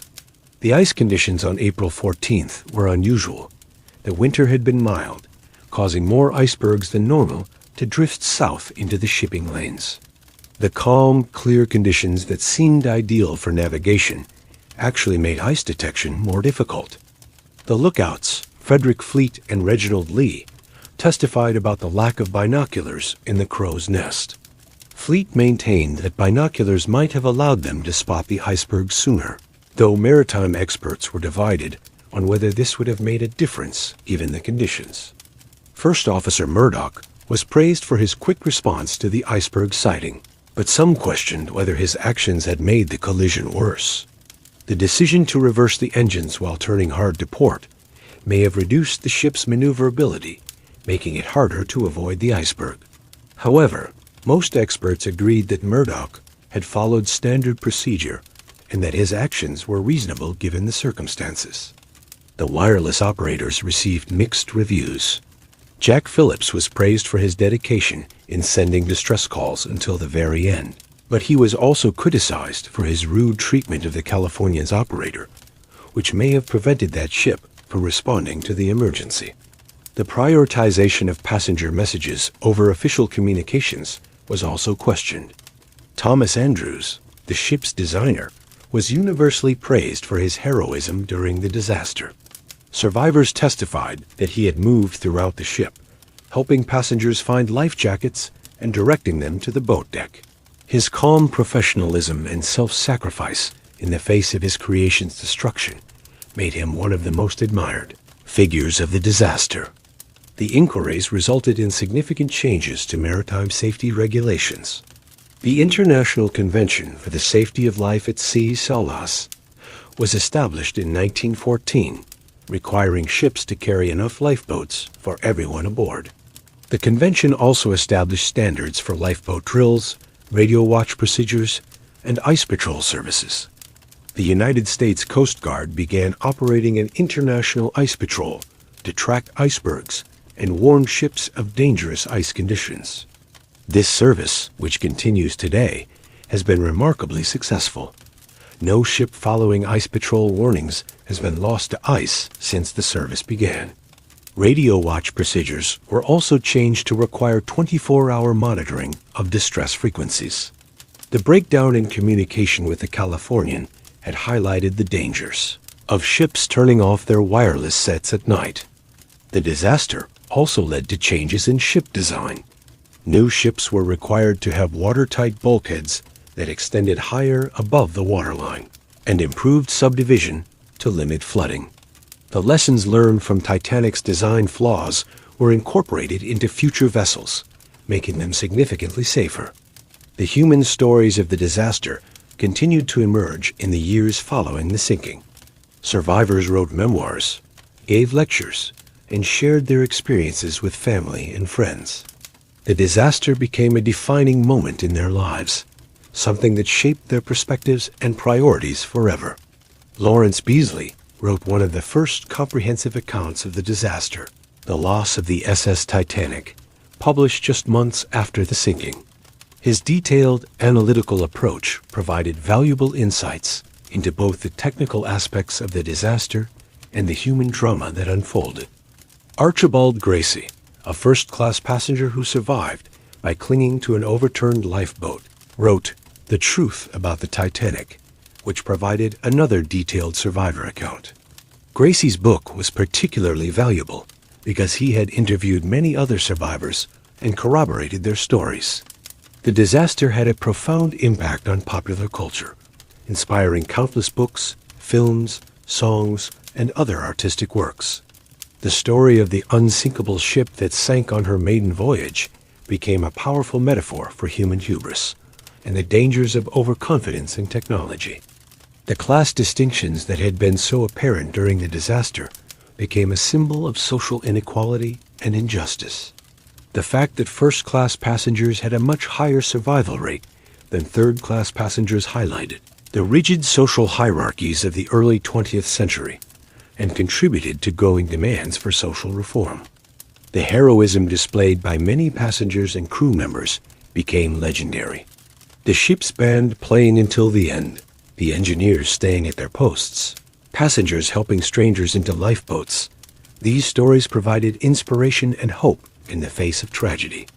The disaster also had significant economic impacts.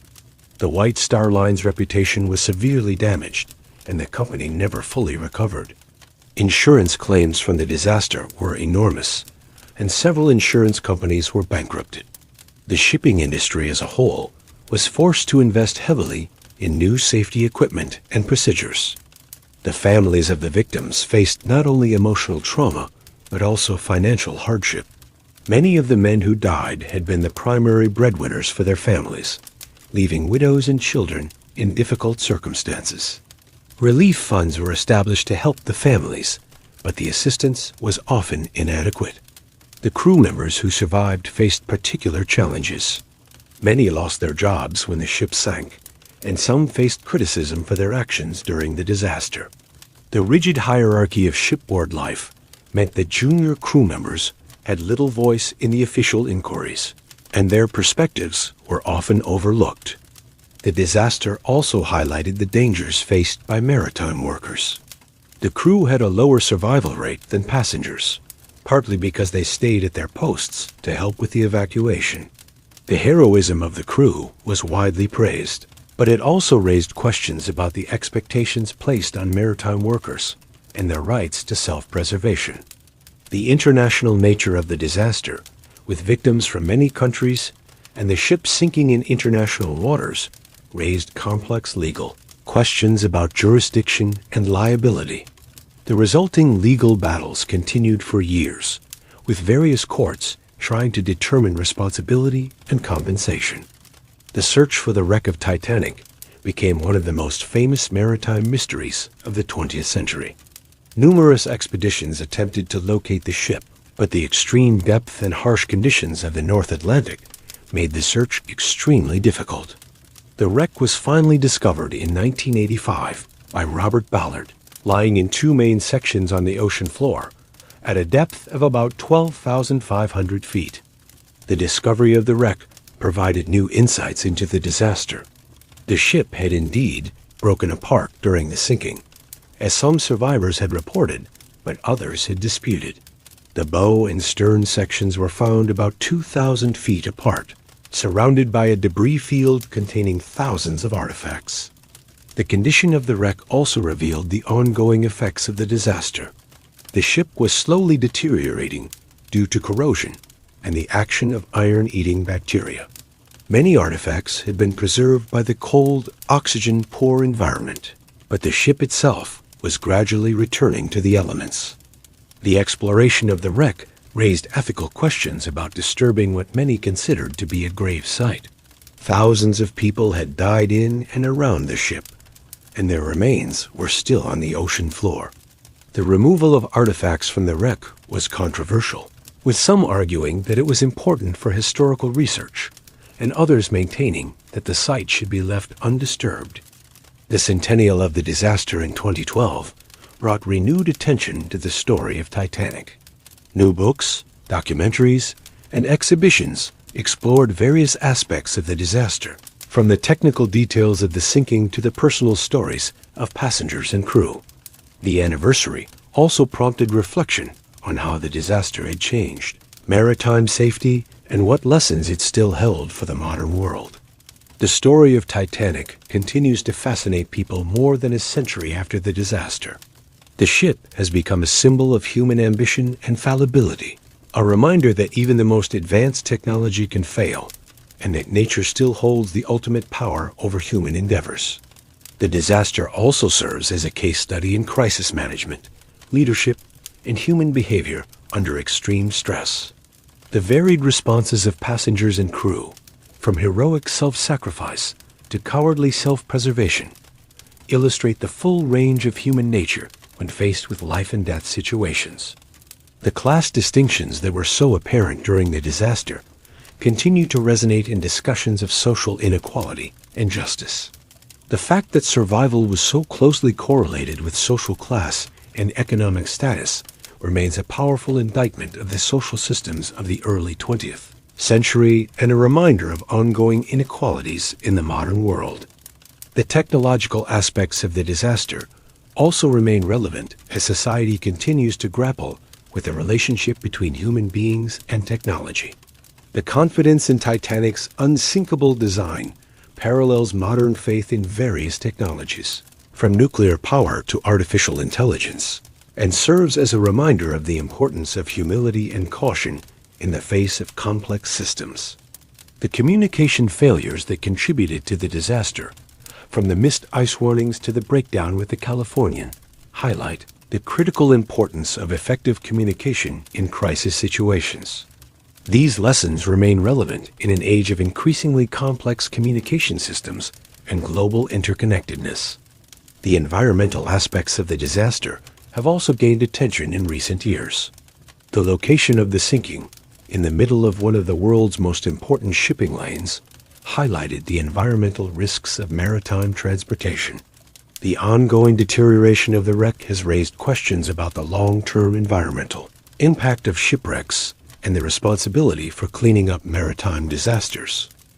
The story of Titanic is ultimately a human story, a tale of dreams and ambitions, of love and loss, of heroism and cowardice, of the triumph of human spirit in the face of tragedy. The ship was more than just a vessel.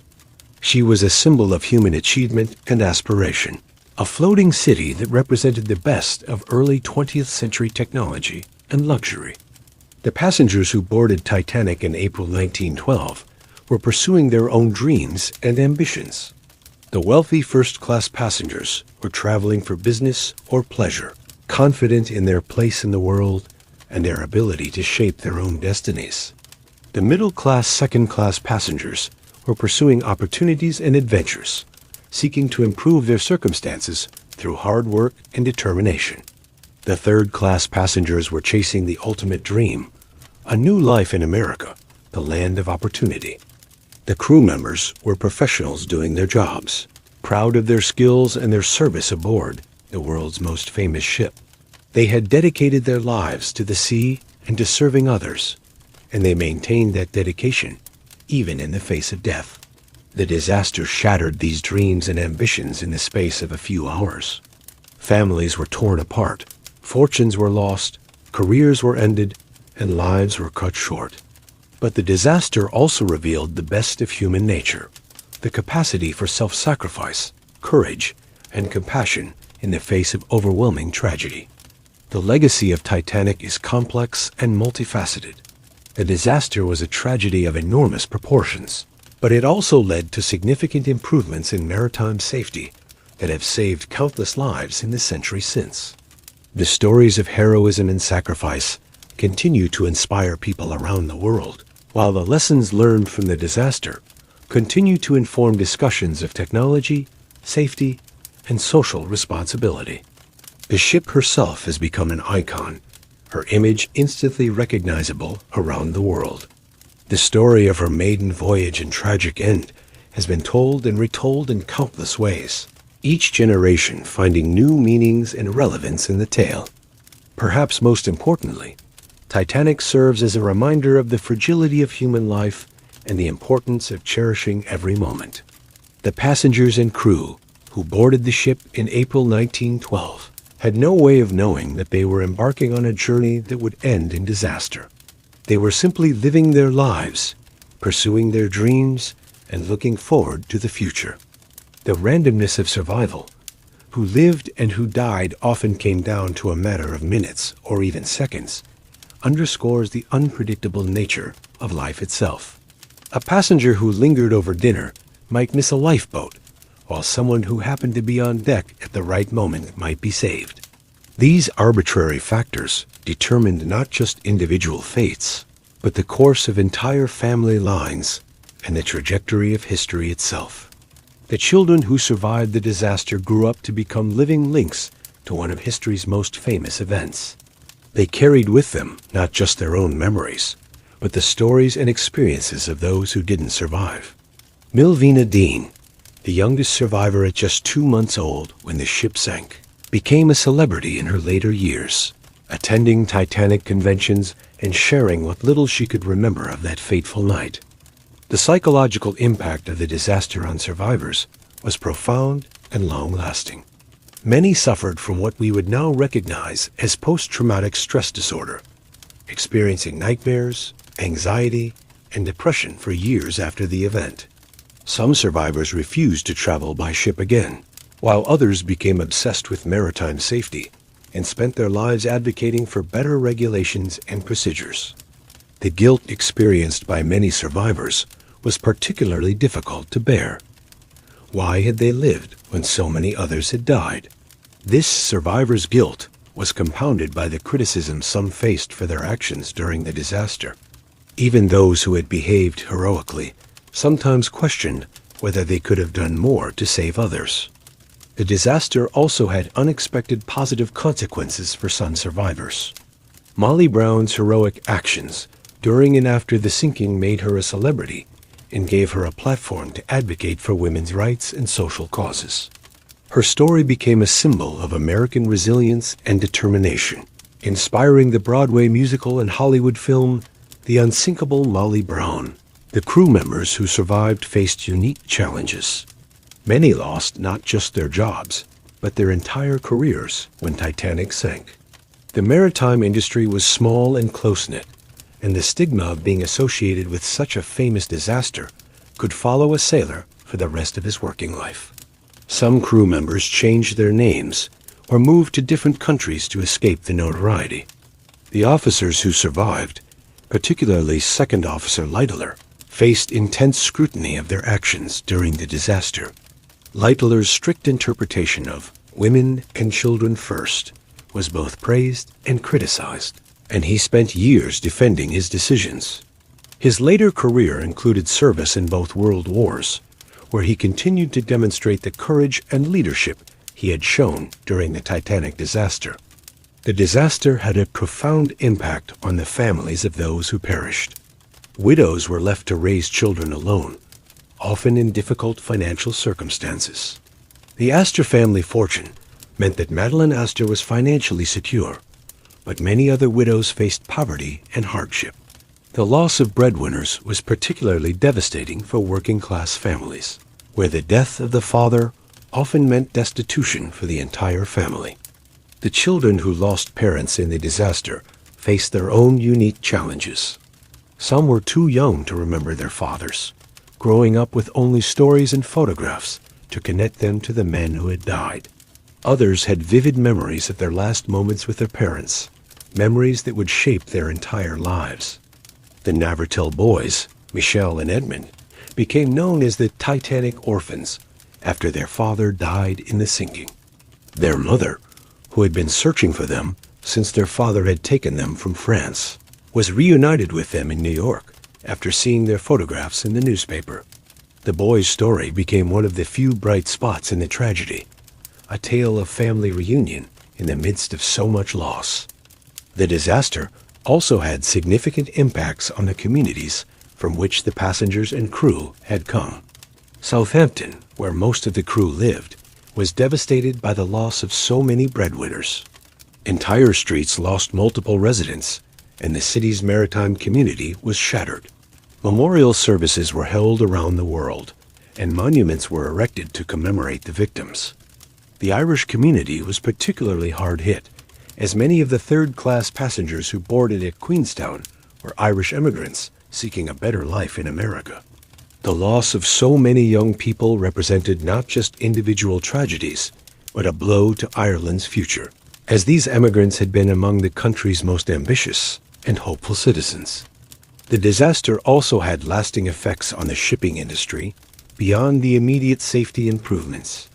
Public confidence in ocean travel was shaken, and it took years for passenger numbers to recover. The White Star Line never fully recovered from the disaster, and the company was eventually absorbed by its rival, Cunard Line. The insurance industry was also transformed by the disaster. The enormous claims from Titanic's sinking bankrupted several insurance companies and led to new approaches to risk assessment and coverage. The disaster demonstrated the need for better understanding of catastrophic risks and the importance of adequate reserves to cover major losses. The legal battles that followed the disaster were complex and protracted. Questions of jurisdiction, liability, and compensation were complicated by the international nature of the disaster and the various legal systems involved. The American courts were generally more generous to claimants than the British courts, leading to forum shopping and complex legal maneuvering. The disaster also raised important questions about corporate responsibility and the duty of care owed to passengers and crew. The White Star Line's defense that they had complied with all applicable regulations was challenged by arguments that they had a higher duty to ensure passenger safety. These debates helped establish important precedents for corporate liability in disaster situations. The media coverage of the disaster was unprecedented in its scope and intensity. The new technology of wireless communication allowed news of the disaster to spread around the world within hours, and newspapers competed fiercely for exclusive stories and photographs. The coverage established many of the patterns of modern disaster reporting, including the focus on human interest stories, the search for heroes and villains, and the detailed analysis of what went wrong. The disaster also marked a turning point in the relationship between technology and society. The early 20th century had been characterized by enormous confidence in technological progress and human mastery over nature.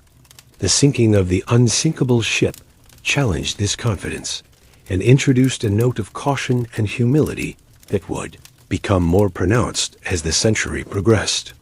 The parallels between the Titanic disaster and other technological failures have been noted by historians and social scientists. The overconfidence in the ship's design and safety systems, the failure to heed warning signs, and the catastrophic consequences of system failure would be repeated in other disasters throughout the 20th and 21st centuries.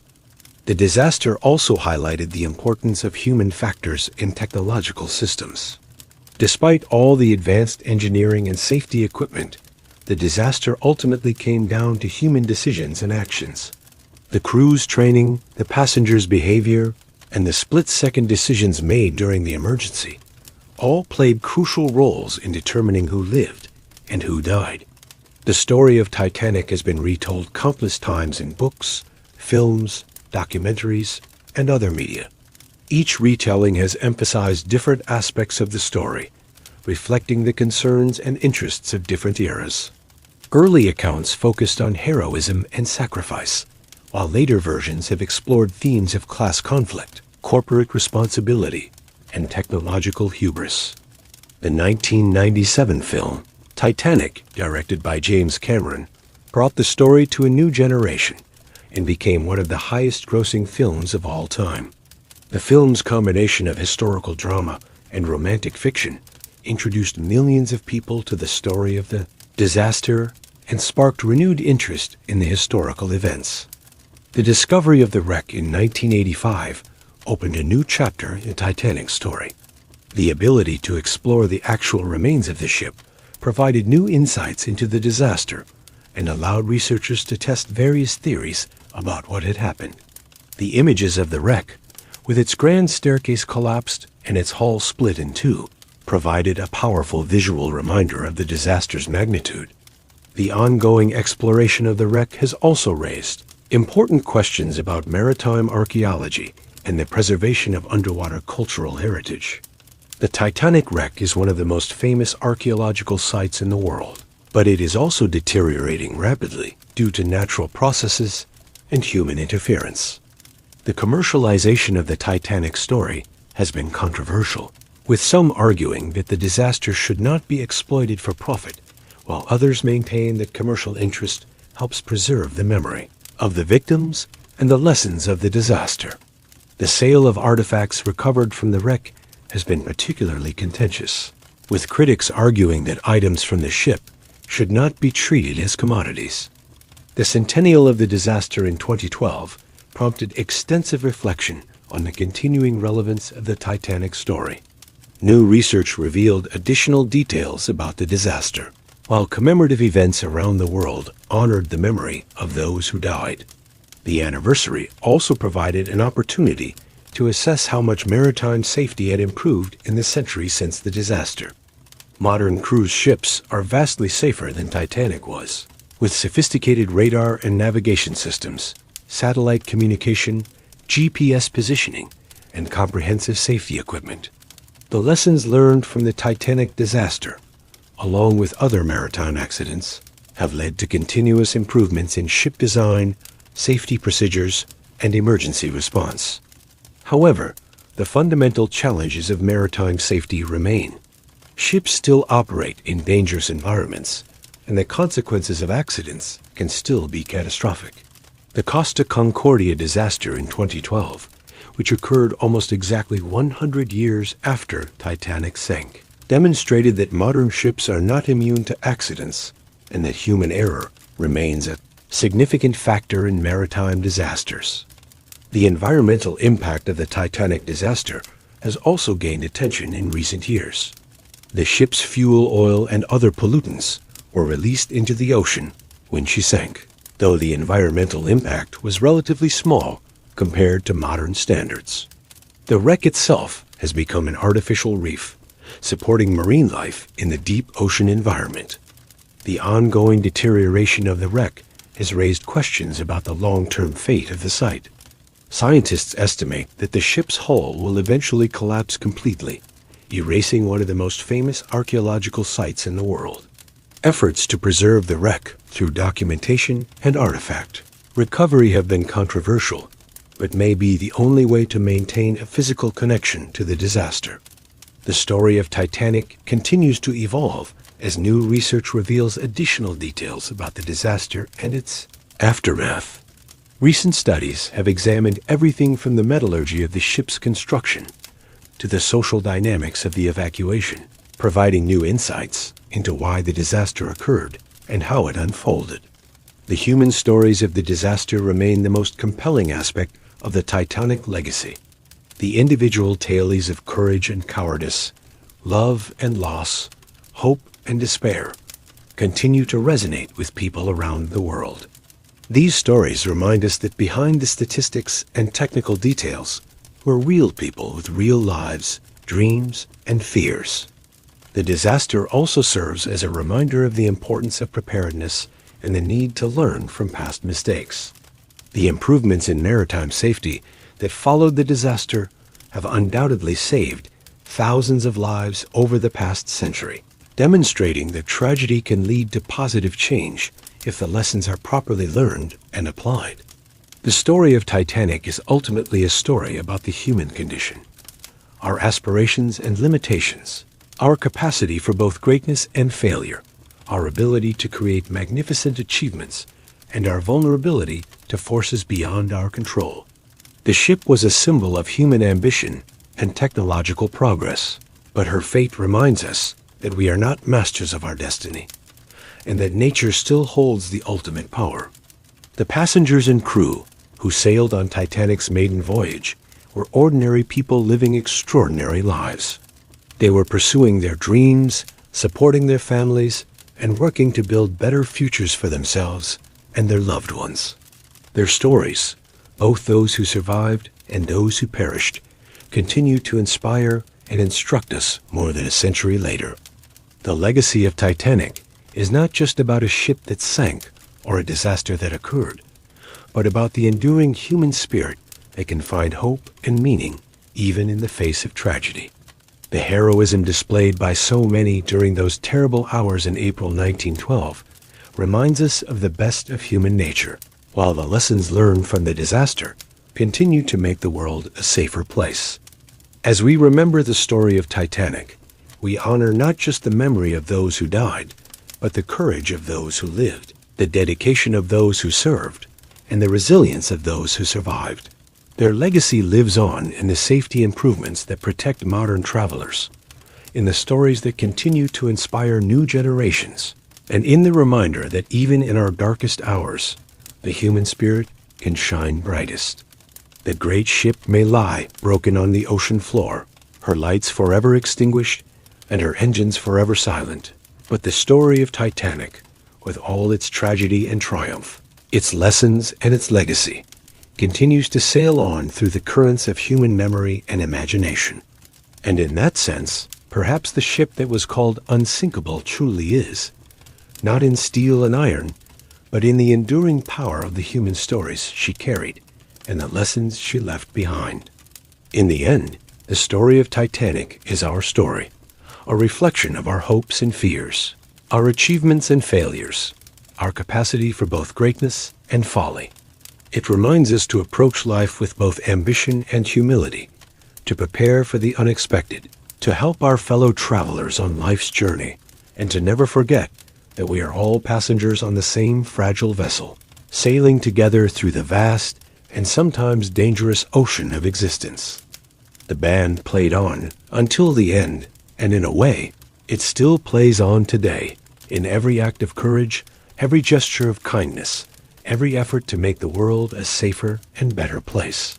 That, perhaps, is the true legacy of Titanic, not the tragedy of what was lost, but the inspiration of what endures.